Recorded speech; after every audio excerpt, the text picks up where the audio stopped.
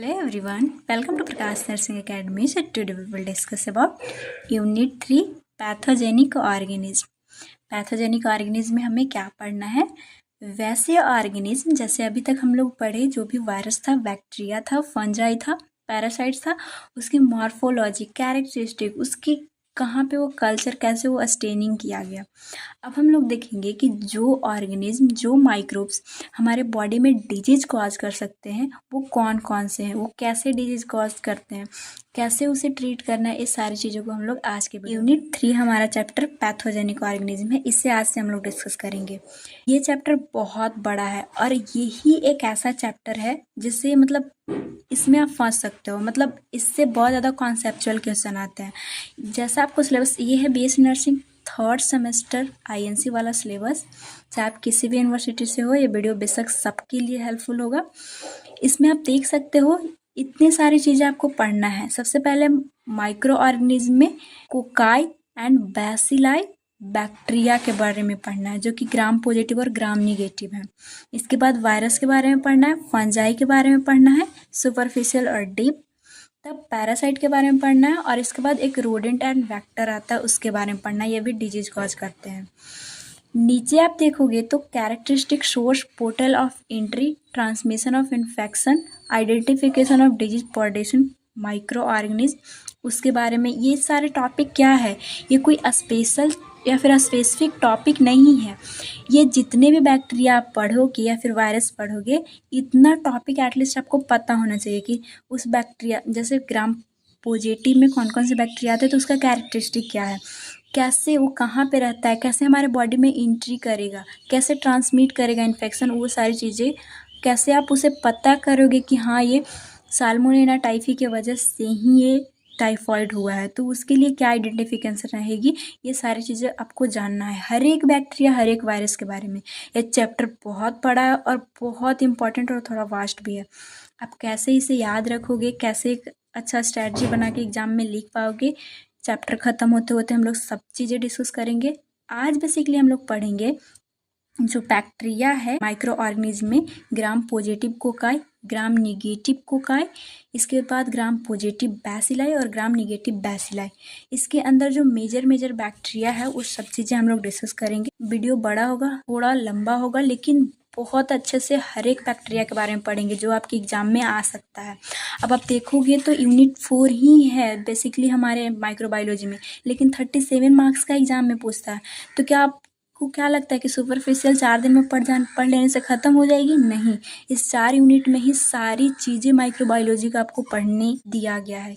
ये competitive exam के लिए भी ये चैप्टर बहुत इंपॉर्टेंट है. सो हर एक के बारे में लोग बहुत डिटेल में बेसिक टू एडवांस जाएंगे. तो चलिए स्टार्ट करते हैं ग्राम पॉजिटिव कोकाई के बारे में. इससे पहले ये बड़ा होगा, इसका नोट्स भी बड़ा होगा, तो नोट्स नहीं भी बनाओगे, जिन लोगों को लेक्चर देखने में नींद आती है वो आप शॉर्ट नोट्स बना सकते हो. नोट्स आपको व्हाट्सएप चैनल पे मिल जाएगी, नंबर शो हो रहा होगा या फिर डिस्क्रिप्शन बॉक्स में लिंक है, उससे भी आप नोट्स पे जा सकते हो. नोट्स का अगर मैं एडवांटेज बताऊँ, उसमें अकॉर्डिंग टू आईएनसी सिलेबस सारा टॉपिक है. 10 साल का प्रीवियस ईयर क्वेश्चन उसका सबसे अच्छा फीचर है. कोई भी एग्ज़ाम देने से पहले प्रीवियस ईयर क्वेश्चन बहुत इंपॉर्टेंट रहता है.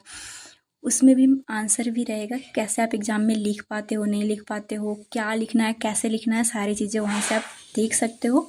उसको लेने के लिए आपको थोड़ा सा पे करना पड़ेगा. व्हाट्सएप से जाके आप परचेज कर सकते हो. बहुत सारा उसके अंदर फीचर है जिससे आप कि वो यूनिवर्सिटी एग्ज़ाम, चाहे आप किसी भी यूनिवर्सिटी से हो, उसके लिए हेल्पफुल रहेगा. जैसे सेमेस्टर वाइज क्वेश्चन हुए, उस सारे क्वेश्चन का आंसर है, तो वहाँ से आप देख सकते हैं. चलिए स्टार्ट करते हैं हम लोग. पैथोजेनिक ऑर्गेनिज्म है क्या? पैथोजेनिक जहाँ भी नाम सुनोगे आप, मीन्स की डिजीज, इसका रिलेशन है डिजीज से. तो जो ऑर्गेनिज्म, जो माइक्रो ऑर्गेनिज्म ह्यूमन बॉडी में जाके डिजीज कॉज करते हैं, आज उनके बारे में हम लोगों को पढ़ना है. सो इनका कुछ और भी नाम है. पैथोजेनिक ऑर्गेनिज्म जो है अल्सो कॉल्ड पैथोजन, इसे पैथोजन भी बोलते हैं और साथ ही साथ इन्फेक्शियस एजेंट भी बोलते हैं. इन्फेक्शियस एजेंट का मतलब क्या है? जो बॉडी में इन्फेक्शन कॉज करेगा उसे हम लोग इन्फेक्शियस एजेंट बोलेंगे। तो ये तीनों टर्म्स आप याद रख लीजिएगा। पैथोजन जो है वो ऐसे ऑर्गेनिज्म है जो कॉज करता है डिजीज, जो कि मैं पहले ही आपको बताई कि पैथोजेनिक मीन्स इसका डिजीज से रिलेशन है। पैथोफिजियोलॉजी आप पढ़ते हो ना, तो उसमें क्या आता है कि कैसे कैसे डिजीज कॉज हो रहा है। तो वही पैथोजन जो है ऑर्गेनिज्म जो कि डिजीज कॉज करेगा बॉडी में जाके। कितने टाइप्स के पैथोजन होते हैं जो डिजीज कॉज करेंगे? तो bacteria, virus, fungi and protist, सबके बारे में हमारे सिलेबस में पढ़ना है। पढ़ना क्या क्या है? सबसे पहले हमें बैक्टीरिया के बारे में देखना है। कितना देखना है? Gram positive, gram negative, cocci सबसे पहले। इसके बाद क्या देखना है? बैसिलाई, जो कि ग्राम नेगेटिव और ग्राम पॉजिटिव दोनों के बारे में। सबसे पहले हम लोग पहला टॉपिक देखते हैं, ग्राम पॉजिटिव कोकाई। मेरा जनरल रिकमेंडेशन है बेटर अंडरस्टैंडिंग के लिए, जो लोग चैनल पे नए हैं प्लीज़ आप यूनिट 1 और 2 ख़त्म हो चुका है, अलग प्लेलिस्ट है, उसका लिंक भी डिस्क्रिप्शन बॉक्स में है, आप देख लीजिएगा, ज़रूर देख लीजिएगा। क्योंकि इतना मैं क्यों बोल रही हूँ, आप बुक से पढ़ो, कहीं से पढ़ो, सबका 1 शॉट भी है 2 के स्पीड में देख क्या पाओ। क्योंकि ये जो माइक्रोब्स है इनका जनरल कैरेक्टरिस्टिक हम लोग यूनिट 2 में देखे थे। कल्चर क्या होता है, स्टेनिंग क्या होता है, ग्राम पॉजिटिव क्या है, ग्राम नेगेटिव क्या है, ये जानना बहुत ही ज़्यादा ज़रूरी है। वहीं से आपको समझ में आएगा कि ग्राम पॉजिटिव बैक्टीरिया कौन से, ग्राम नेगेटिव बैक्टीरिया कौन से। तो जो लोग देखे होंगे मेक श्योर कि आपको बहुत अच्छे समझ में आएगा ग्राम पॉजिटिव का मतलब क्या था, क्या हम लोग देखे थे। जो ग्राम स्टेनिंग हुआ था वहाँ पे जो कलर डालने की वजह से ग्राम स्टेनिंग में जो हमें पर्पल कलर के दिखे थे वो ग्राम पॉजिटिव थे, जिसका सेल वाल थिक पेप्टाइडोग्लाइकन का बना था। और वही जो ग्राम निगेटिव थे जिनका सेल वाल थिन था, सेफ्रॉन इनसे कलर हुए थे, पिंक कलर के शो हो रहे थे माइक्रोस्कोप में, वो ग्राम निगेटिव थे। तो आपको समझ में आ रही है ग्राम पॉजिटिव, जो ग्राम स्टेनिंग में पर्पल कलर के बैक्टीरिया दिखे थे उसमें भी जो सिर्फ स्फेरिकल टाइप्स के जितने भी बैक्टीरिया हैं उसके बारे में डिस्कस करना है। सो क्या है? कोकाई आर द स्फेरिकल और राउंड बैक्टीरिया।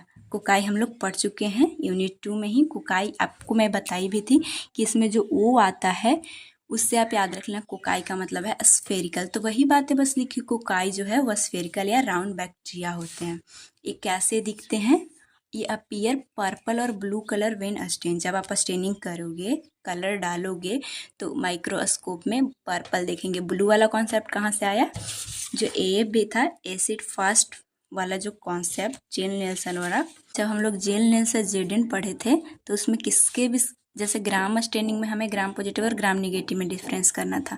जेल नेल्सन जो एसिड फास्ट वाला था स्टेनिंग था उसमें एसिड फास्ट और नॉन एसिड फास्ट, तो नॉन एसिड फास्ट वाले कैसे दिख रहे थे? ब्लू कलर के। तो इसके अंदर वही बोल रहा है कि अपीयर पर्पल और ब्लू कलर व्हेन स्टेन। तो ध्यान रख लेना, इसमें आप कंफ्यूज होगे। जो जैसे कि नॉन एसिड फास्ट में कुछ ग्राम, क्योंकि उसमें डिफरेंस किस में हो रहा था, एसिड फास्ट और नॉन एसिड फास्ट में, तो जो नॉन एसिड फास्ट थे वो ग्राम पॉजिटिव उनको कहा जा सकता है क्योंकि डिफरेंस उसी टाइप से किया था। जिनको नहीं समझ में आ रहा प्लीज़ आप स्टेनिंग वाला वीडियो जरूर देखें। चलो ये तो नॉर्मल सी चीज़ थे और पूछने वाला भी नहीं है, बस कॉन्सेप्ट क्लियर करने के लिए था। एग्जाम्पल सेंस के कौन कौन से एग्जाम्पल है जिसके बारे में हमें पढ़ना है। तो स्टेफाइलोकोकस और स्ट्रेप्टोकोकस आएगा। स्टेफाइलो का मतलब मैं आपको क्या बताई थी, जो ग्रैप्स बंच लाइक जितने भी बैक्टीरिया होते हैं उसे स्टेफाइलोकोकस बोलते हैं। कोकस का मतलब गोल और स्टेफाइलो का मतलब होता है कि जो बंच ग्रैप्स में हो, तो उसके बारे में पढ़ना। और एक स्ट्रेप्टो का मतलब क्या है कि गोल गोल जो चैन में रहेंगे, स्ट्रेट चैन में जो स्फेरिकल शेप के बैक्टीरिया होते हैं वो आएगा इसमें ग्राम पॉजिटिव कोकाई में। अब एक ना बुक में देखोगे, क्योंकि बुक रेफर जब करते हो तो वहाँ पे आपको कन्फ्यूजन होगी, इसलिए यहाँ पे ये चीज़ें मैं लिखी हूँ। ये जो डिवाइड किया गया है वो एक कैटालिस्ट टेस्ट होता है। कैटालिस्ट टेस्ट क्या होता है कि मतलब कुछ ऐसे बैक्टीरिया होते हैं जिसमें कैटालिज एंजाइम होता है, वो H2O2 को H2O+O2 में मतलब तोड़ते हैं तो बबल्स दिखाई देता है, उसको हम लोग कैटालिज पॉजिटिव बोलते हैं। बबल्स क्यों दिखाई देता है? नॉर्मल सी बात है, क्योंकि यहाँ पे O2 आ रही है तो O2 की वजह से बबल्स तो दिखेगी। सो करना क्या होता है कि मतलब आप स्लाइड लिए, उसमें ये बैक्टीरिया को जब आप रखोगे H2O2 डालोगे तो उसमें जो बैक्टीरिया कैटालिज एंजाइम रखते हैं वो उसे तोड़ देंगे, और तोड़ने की वजह से आपको क्या दिखेगी? टूटते हुए नहीं दिखेगी, सिर्फ बबल्स दिखेगा। तो बबल्स दिखा मीन्स की कैटालेज एंजाइम है, उसको हम लोग कैटालेज टेस्ट पॉजिटिव बोलते हैं। तो उसके अंदर कौन आता है? उसके अंदर स्टेफाइलोकोकस आता है, जो बंच में स्फेरिकल बैक्टीरिया होंगे। एक कैटालेज नेगेटिव, जिनके अंदर कैटालेज एंजाइम नहीं होता है, वो जब आप स्लाइड पे देखोगे कोई भी बबल्स नहीं निकलेगी, तो उसको हम लोग बोलते हैं कैटालेज टेस्ट निगेटिव, जिसके अंदर स्ट्रेप्टोकोकस आता है। होपफुली ये कॉन्सेप्ट क्लियर होगा, क्योंकि आगे आपको ये जानना है जब आप आइडेंटिफिकेशन के लिए कि या फिर कैरेक्टरिस्टिक अलग अलग बैक्टीरिया के पढ़ोगे, इन चीज़ों को ध्यान रखना बहुत ही इंपॉर्टेंट हो जाएगी। सो वही है कि स्टेफाइलोकोकस जो है वो कैटालेज पॉजिटिव है और स्ट्रेप्टोकोकस कैटालेज निगेटिव है। तो कैटालेज टेस्ट के बेस पे भी हम लोग दो तरह से बैक्टीरिया को डिवाइड कर सकते हैं। चलिए हम लोग फर्स्ट देखते हैं जो कैटालेज बेसिकली जो पॉजिटिव है स्टेफाइलोकोकस, उसके बारे में। इसी के अंदर अब हमें स्पेसिफिक बैक्टीरिया के बारे में एक अच्छे से सारी चीज़ें जाननी होगी। सो स्टेफाइलोकोकस कंटेन 2 कैटेगरी। अब इसके अंदर भी कैटेगरी आएगी, थोड़ा सा कॉन्सेप्चुअल लगेगा, बस आप लास्ट तक बने रहो। कैसे याद रखना है बहुत ही ईजी हो जाएगा, बस आप शांति से शांत दिमाग से बस देखने की कोशिश करो। इसके अंदर भी 2 कैटेगरी आता है। कोआगुलेज रिएक्शन यहाँ पे हम लोग लेते हैं, जैसे हम लोग यहाँ पे कैटालेज टेस्ट ले रहे थे, वो यहाँ पे कोआगुलेज रिएक्शन होगा। मीन्स कि कौन जो है वो ब्लड को थक्का जमा रहा है और कौन नहीं जमा रहा है। तो जो ब्लड को थक्का जमाने का काम करेगा उसे हम लोग कोआगुलेज पॉजिटिव बोलेंगे, और जो नहीं करेगा कोआगुलेज निगेटिव बोलेंगे। इसका एग्जांपल कौन सा है? स्टेफाइलोकोकस ऑरियस, जो कोआगुलेज पॉजिटिव टेस्ट देता है। देखना आप एक कॉन्सेप्ट कैसे जाएगा इस बैक्टीरिया के कैरेक्टरिस्टिक में, इसीलिए मैं इतना आपको समझा रही हूँ। एक कोआगुलेज निगेटिव जो ब्लड को थक्का नहीं करेगा वो स्टेफाइलोकोकस एपिडर्मिस आता है। इसके बारे में हमें नहीं पढ़ना है, आप बस याद रख लेना, पढ़ना हमें इसके बारे में। तो चलिए हम लोग देखते हैं सबसे पहला बैक्टीरिया, और इसी में आपको पता चलेगा कि कैसे कैसे लिखना है। वो ग्राम पॉजिटिव जो कोकाई है स्टेफाइलोकोकस ऑरियस, जो कहाँ से आया, कैसे आया? सबसे पहले कैटालेज टेस्ट के बेसिस पे देखे थे तो एक स्टेफाइलोकोकस आया था और एक स्ट्रेप्टोकोकस आया था। अब हम लोग स्टेफाइलोकोकस को सबसे पहले उठाए, जो कि बंच ग्राफ्स लाइक का होता है, उसमें भी कोआगुलेज टेस्ट को परफॉर्म किए। उसके बेसिस पे हमें 2 टाइप्स के बैक्टीरिया कोआगुलेज पॉजिटिव और कोआगुलेज निगेटिव मिला। वहाँ से हमें जो कोआगुलेज पॉजिटिव था वहाँ से स्टेफाइलोकोकस ऑरियस मिला था, जिसे हम लोग उठा के उसके बारे में बहुत अच्छे से डिस्कस करेंगे। तो स्टेफाइलोकोकस ऑरियस जो है, चलिए फर्स्ट टॉपिक देखते हैं। एक स्पेसिफिक बैक्टीरिया हमें मिल चुका है, इसका कैरेक्टरिस्टिक क्या होता है? तो मॉर्फोलॉजिकल कैरेक्टरिस्टिक देखेंगे। बेसिकली मॉर्फोलॉजिकल का मतलब क्या है कि वो कैसा शेप है उसका, कैसा स्ट्रक्चर है, वो कैसा दिखता है, वो हमें दिखना है। और कैसे इसका स्टेफाइलोकोकस ऑरियस नाम पड़ा ये हम लोग देखेंगे। तो स्टेफाइली का मतलब होता है, ये ग्रीक वर्ड से आया है स्टेफाइली, जिसका मतलब होता है बंच और ग्रैप्स, जो मैं फर्स्ट से ही आपको बता रही हूँ कि स्टेफाइलो लगा है मीन्स कि ये ग्रैप्स लाइक का होगा, बंच में इस तरह से गोल गोल ये दिखेगा। सो ये स्टेफाइली क्यों नाम है? क्योंकि ये बंच ऑफ ग्रैप्स जैसा होता है। ऑरियस क्यों नाम है इसका? तो ऑरियस आप देखोगे तो इसका मतलब होता है गोल्डन कलर। तो अगार में जब आप इसका कॉलोनी बनाते हो, कल्चर करवाते हो, तो वहाँ पे ये गोल्डन कलर शो करता है। आपको आगे डायग्नोसिस में भी बताऊंगी। तो वहाँ से ऑरियस इसका नाम हो गया।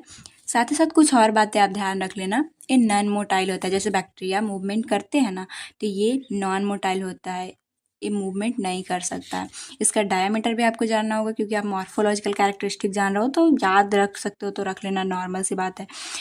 0.5 से 1.5 म्यूएम होता है, याद ही आपको करना पड़ेगा।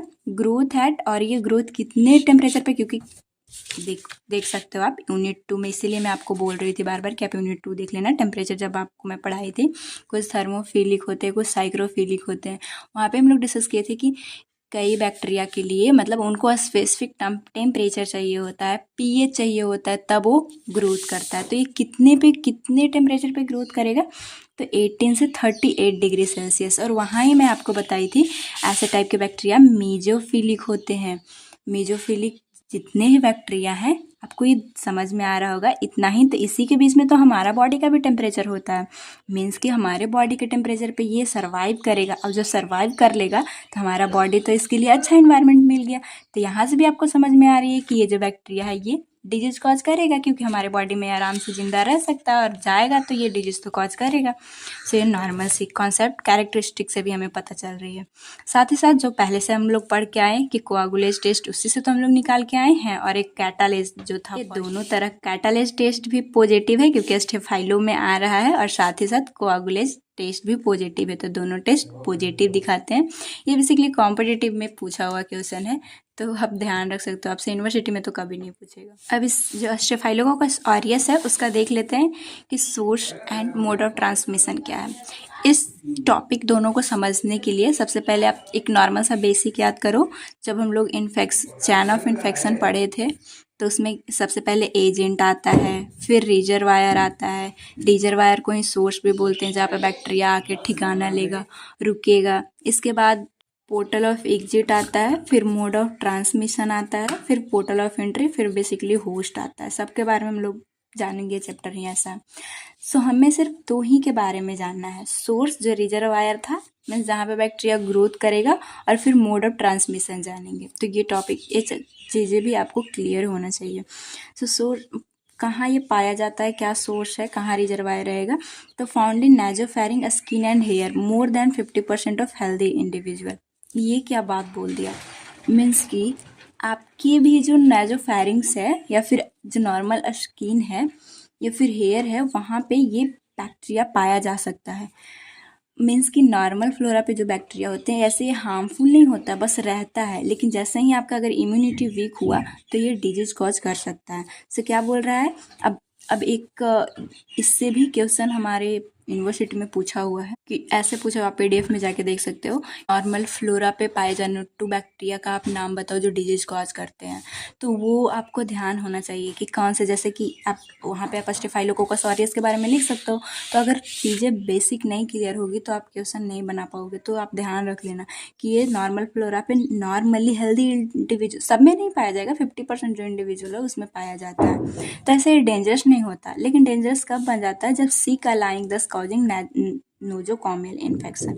मीन्स क्या बोल रहा है कि नोजोकोमियल इन्फेक्शन आप पढ़े हो ना नर्सिंग फाउंडेशन में, मैं खुद आपको पढ़ाई हूँ, अभी आप एग्जाम दे के आए हो। तो नोजोकोमियल इन्फेक्शन में क्या था कि हॉस्पिटल में जाने की वजह से 48 आवर के बाद अगर डिजीज कॉज हो रही है, तो ऐसा क्यों, कब इंसान हॉस्पिटल में जाता है, जब उसकी जो कंडीशन है वो ख़राब होती है, इम्यूनिटी, ऐसे ही डिजीज कंडीशन से उसकी इम्यूनिटी वीक होती है।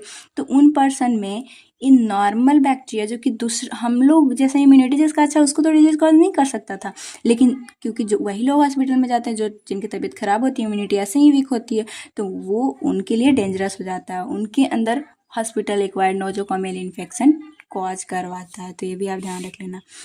तो आखिर पोर्टल ऑफ एंट्री कहाँ से आ रहा है, तो injection of intoxicated food leading food poisoning. ध्यान रख लेना आप कि अगर फूड, ऐसे हर एक फूड नहीं, ऐसे इन्वायरमेंट, नॉर्मली इन्वायरमेंट में भी ये पाया जाएगा, नॉर्मल फ्लोरा पे इन्वायरमेंट में भी पाया जाएगा। तो जो फूड बहुत देर से पड़ा हुआ है, सुबह का खाना शाम का आप खा रहे हो, या फिर ऐसा फूड जो जिसमें स्टेफाइलोकोकस जो है उसका इंटॉक्सिकेट हो गया है, उसमें है, और उस फूड को आप इंजेक्शन माउथ के थ्रू कर ले रहे हो, तो वो डिजीज कॉज करवा देगा। तो सोर्स क्या हो गया, नॉर्मल फ्लोरा पे पाया जा रहा है, स्किन पे पाया जा रहा है। मोड ऑफ ट्रांसमिशन क्या हो गया, इंजेक्शन आप जो माउथ के थ्रू कर रहे हो उससे ये कॉज हो जाएगा। सोर्स फूड भी बन गया जो जिसके अंदर बेसिकली वो बैक्टीरिया था। तो ये सब नॉर्मल सी चीज़ें आप ध्यान रख लेना। एक जो इम्पॉर्टेंट है और बहुत ज़्यादा मैं कमेंट देखी थी कि यहाँ पे हमें नहीं पढ़ना है पैथोजेनिसिटी, और आई डोंट नो कि आप एग्ज़ाम में लिखोगे कि नहीं लिखोगे, कहीं पे भी पैथोजेनिसिटी तो नहीं लिखा हुआ है, लेकिन मे बी इसमें ये आ जाए कि डिजीज प्रोड्यूसन माइक्रो ऑर्गेनिज्म, हर एक चीज़ का स्पेसिफिक जो कैरेक्टरिस्टिक है या फिर जो भी उसके अंदर विरुलेंस फैक्टर हो या फिर जो भी हो इस टॉपिक के अंदर आएगा।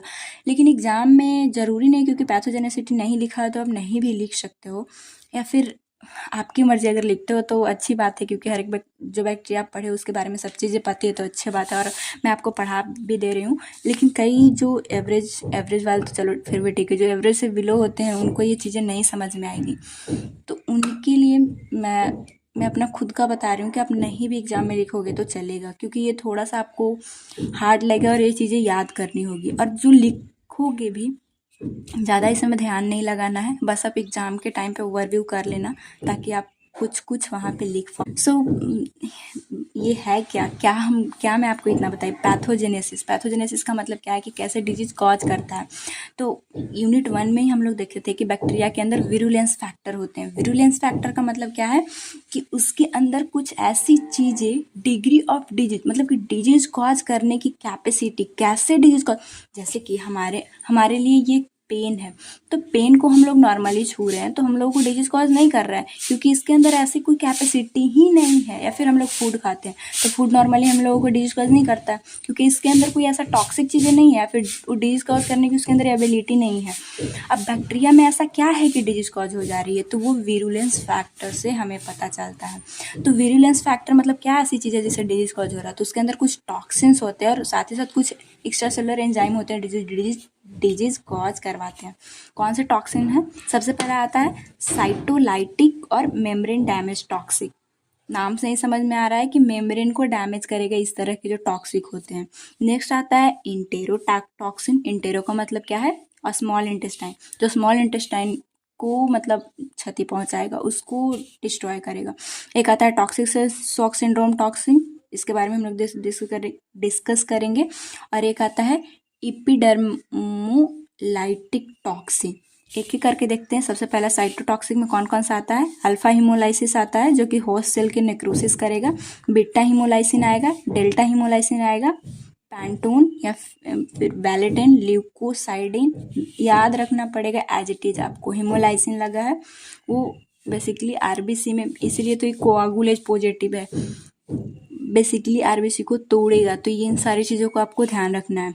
एक आता है इंटेरोटॉक्सिन, जो फूड पॉइजनिंग होता है। वो फूड आप लेते हो तो आपके इंटेस्टाइन में जाएगा, वहाँ पे टॉक्सिक रिलीज करेगा, जिसके वजह से जैसे ही मतलब कि अगर स्टेफाइलोकोकस ऑरियस के वजह से किसी को फूड पॉइजनिंग हो जाए, तो जैसे ही वो खाना खाएगा उसका सिम्टम्स क्या आएगा कि खाना खाने के 2 से 6 आवर के बाद कंटामिनेटेड फूड इंजेक्शन के वजह से उसे नोजिया एंड वॉमिटिंग देखने को मिलेगी, स्टेफाइलोकोकस ऑरियस अगर फूड में रहा तो। एक आता है टॉक्सिक शॉक सिंड्रोम। ये क्या है कि मल्टी सिस्टम अगर डैमेज हो रहा है। एक बात आप ध्यान रख लेना, टॉक्सिक शॉक सिंड्रोम के लिए बहुत सारी चीज़ें हैं। ऐसे आप बुक पढ़ोगे जो पूजा गुप्ता का है, उसमें आप देखोगे कि मेंस्ट्रुअल साइकिल से भी रिलेशन इसका दिखाता है। तो देखिए वहाँ पे क्या चीज़ें हुआ है कि एक जो टेपून होता है, जिन लोगों को पता है वो लड़कियां बेसिकली जानती होगी कि इसके वजह से अगर वो बहुत लंबे समय तक अगर उसका यूज कर रही है लड़कियां, अगर वो हाइजीन नहीं मेंटेन करेगी तो उस टाइम पे टॉक्सिक शॉक सिंड्रोम जैसी कंडीशन हो जाती है। स्टेफाइलोकोकस ऑरियस का ग्रोथ होने की चांसेस होती है, जिसकी वजह से लड़कियों में टॉक्सिक शॉक सिंड्रोम उसकी वजह से कॉज होता है, क्योंकि वहाँ पे रिलेशन आ जाता है कि हाइजीन आप मेंटेन नहीं किया तो स्टेफाइलोकोकस ऑरियस आ गया। तो वो ये है क्या बेसिकली, ये जो कंडीशन है कि मतलब स्टेफाइलोकोकस ऑरियस जब बॉडी में जाता है तो हमारा टी सेल जो है वो साइटोकाइंस रिलीज करेगा, और साइटोकाइंस तो बेसिकली बैक्टीरिया को मारने के लिए था, लेकिन हमारे बॉडी को भी हार्म पहुंचाता है, जिसके वजह से हमारे हर एक ऑर्गन पे जो है वो इफेक्ट पड़ता है, जिससे हम लोग टॉक्सिक शॉक सिंड्रोम बोलते हैं, ऑर्गन डैमेज होने लगते हैं। तो ये कॉन्सेप्ट आप ध्यान रख लीजिएगा। एक है इपिडर्मेलाइटिक टॉक्सिन जो कि रिस्पॉन्सिबल है एस जो कंडीशन है उसको कॉज करवाने के लिए। स्टेफाइलोकोकल स्काल्डेड स्किन सिंड्रोम इसके वजह से कॉज होता है, इसे राइटर डिजीज भी बोलते हैं। स्क्रीन पे आपको शो हो रहा होगा। सो इस तरह के टॉक्सिन से क्या हो रहा है, ये चीज़ें हम लोग पढ़े जो कि विरुलेंस फैक्टर के अंदर आया। टॉक्सिन देखें। अब हम लोग एक्स्ट्रा सेलुलर एंजाइम देख लीजिए। तो एक्स्ट्रा सेलुलर एंजाइम में सबसे पहला कोआगुलेज एंजाइम क्या करेगा कि evading the immune response. Evading का मतलब क्या होता है कि अवे, मतलब एसिड कोई भी चीज़ें हमारे बॉडी में जाती है तो इम्यून हमारा नेचुरल चीज़ है, हमारे पास वरदान है कि हम लोग उससे लड़ सकते हैं। लेकिन इस कोआगुलेज की वजह से इसको ये क्या होता है कि हमारे इम्यून रिस्पॉन्स से इवेडिंग मतलब भाग जाता है, बच जाता है दिस एंजाइम जो है। और साथ ही एंजाइम और क्या काम करता है कि कन्वर्ट है यहाँ पे, convert fibrinogen to fibrin causing blood clot. Blood clot कैसे होता है? फिब्रिनोजन जो है फिब्रिन में कन्वर्ट होता है। तो फिर ये नॉर्मल से आप ब्लड क्लॉटिंग में पढ़े हो तो आपको पता होगा, आप समझ पा रहे होंगे कि ये भी काम कर देता है, ब्लड को क्लॉट करवा देता है। कैसे करवाता है? क्योंकि फिब्रिनोजन को फिब्रिन में कन्वर्ट कर देता है। नेक्स्ट हीमोलाइसिस देखते हैं। मीन्स कि एक्स्ट्रा सेलुलर एंजाइम के वजह से हीमोलाइसिस की भी कंडीशन देखने को मिलती है और आपके बॉडी में जाएगा तो आपके आरबीसी को लाइस करेगा, तोड़ेगा, damage tissue and contributing inflammation cause करवाता है। अब ठीक है, इतनी सारी चीज़ें तो आपने पढ़ लिया कि पैथोजेनिसिटी क्या होता है। अब हम लोगों को देखना है कि स्टिफ फाइलोकोकस जो ऑरियस है वो कौन कौन सी डिजीज कॉज कर सकता है। तो ऐसे तो हम लोग पैथोजेनिसिटी से ही समझ में आ गया, फिर भी हम लोग देख लेते हैं। एक क्यूटेनियस इन्फेक्शन कॉज करवाता है, स्किन पे देखने को मिलेगी। फूड पॉइजनिंग करवाता है, जो इसके अंदर इंटेरो वाला जो टॉक्सिन था 2 से 6 घंटे के बाद आपको सिम्टम देखने को मिलेगी। साथ ही साथ नोजोकॉमियल इन्फेक्शन का ये मेन बैक्टीरिया है, क्योंकि नॉर्मल फ्लोरा पे पाया जाता है, इन्वायरमेंट में भी अगर जिसका इम्यूनिटी कम है उस पे ये अटैक कर देता है। तो नोजोकॉमियल इन्फेक्शन भी करवा सकता है। और साथ ही साथ टॉक्सिक शॉक सिंड्रोम। कैसे? क्योंकि ये जब बॉडी में जाता है तो हमारे टी सेल से बहुत सारे साइटोकाइंस रिलीज होते हैं, जिसकी वजह से मल्टी ऑर्गन फेलियर जैसी कंडीशन देखने को मिलती है। तो टॉक्सिक शॉक सिंड्रोम आप याद रख लेना कि स्टेफाइलोकोकस ऑरियस मेन है, ये कॉज करवाता है। एक अब हम हमें डायग्नोसिस देखना है। डायग्नोसिस क्यों देख रहे हैं कि कैसे ये जो है वो डिजीज स्टेफाइलोकोकस ऑरियस की वजह से ही हुआ है।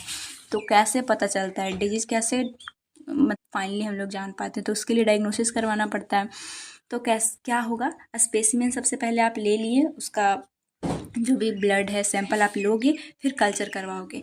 कल्चर में एक न्यूट्रिएंट अगार पे आपको ये कल्चर वाला देखना होगा वीडियो। जो लोग देखे होंगे वहाँ पे मैं न्यूट्रिएंट अगार, ब्लड अगार, मैकोंकी अगार, मिल्क अगार, कैसे वहाँ पे बैक्टीरिया का कॉलोनी बनाया जाता है, सब हम लोग डिस्कस किए हैं।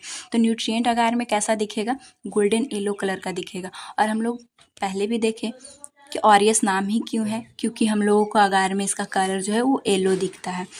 ब्लड अगार में कैसा दिखता है, बीटा हीमोलाइसिस करेगा। ये भी मैं यूनिट 2 में पढ़ा चुकी हूँ।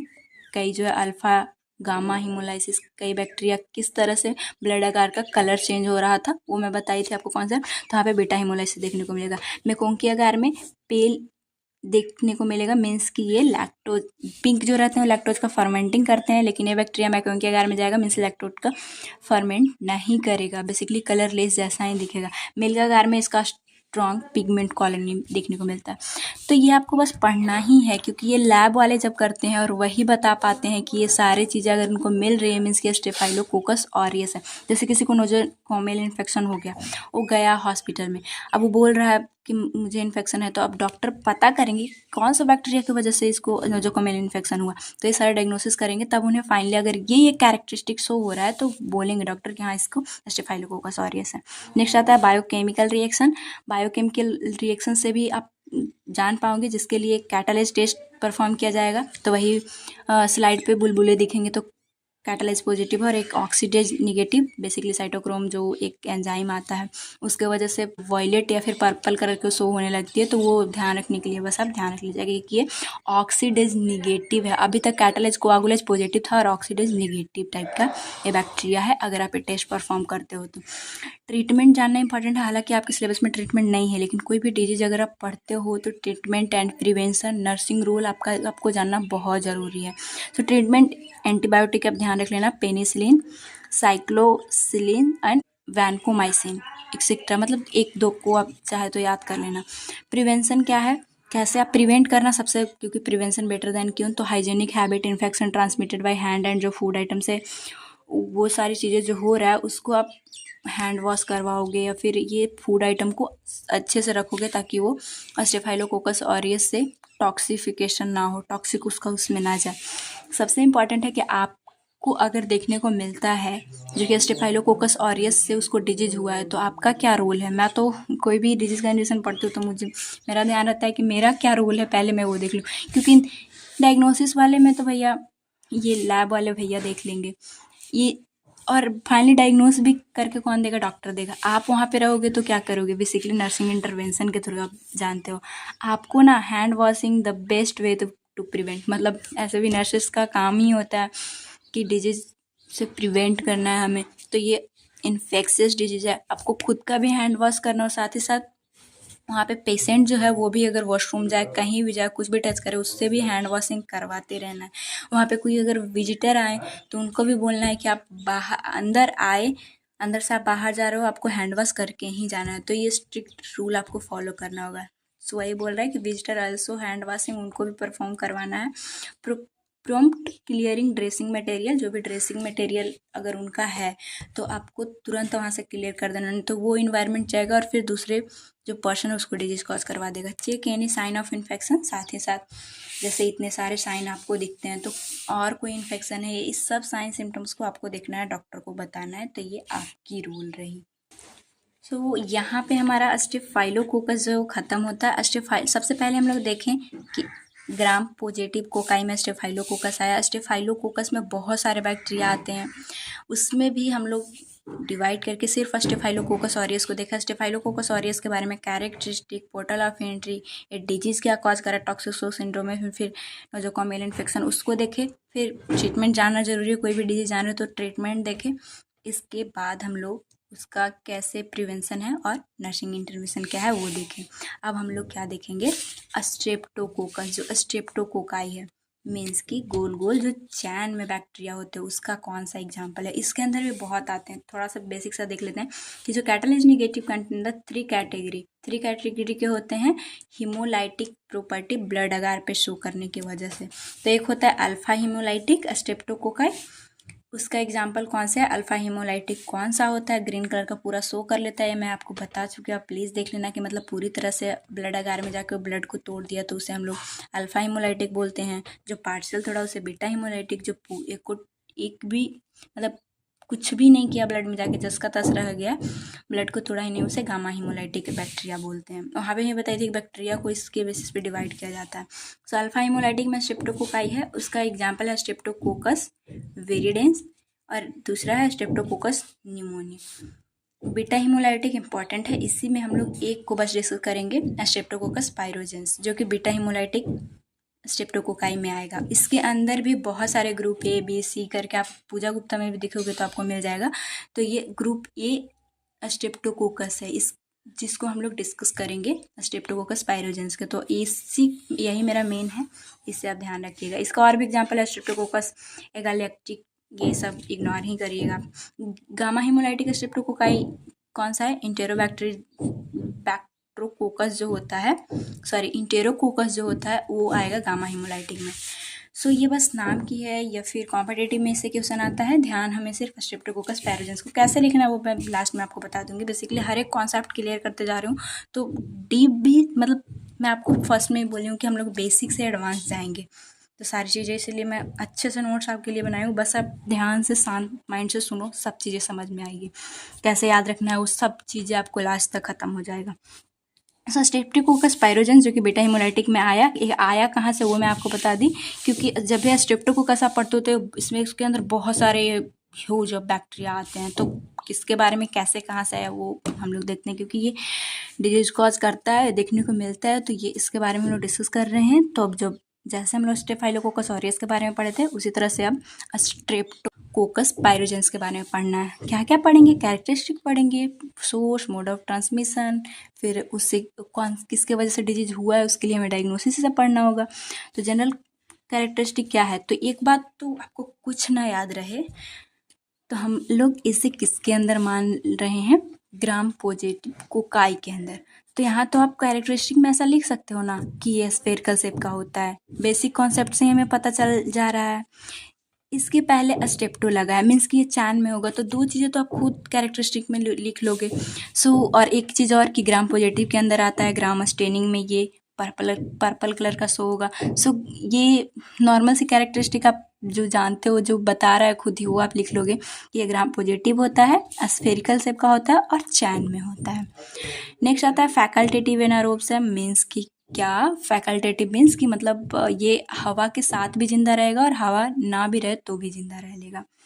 तो ये फैकल्टेटिव एनारोब्स हो गया, और साथ ही साथ कैटालेज निगेटिव शो करेगा, क्योंकि यहाँ पे आप देखे थे ना कि स्ट्रेप्टोकोकस क्या है, कैटालेज टेस्ट निगेटिव शो करता है। स्लाइड पे लोगे तो बबल्स वहाँ पे नहीं आएंगे, क्योंकि कैटालेज एंजाइम है ही नहीं, तो H2O2 आप डालोगे तो वो नहीं तोड़ेगा, बबल्स नहीं दिखेंगे। इस तरह से कैटालिस्ट निगेटिव के अंदर ही आता है। तो इसलिए भी ज़रूरी था कि आप जनरल कैरेक्टरिस्टिक जब जानोगे तो ये टर्म्स आपको पता होने चाहिए।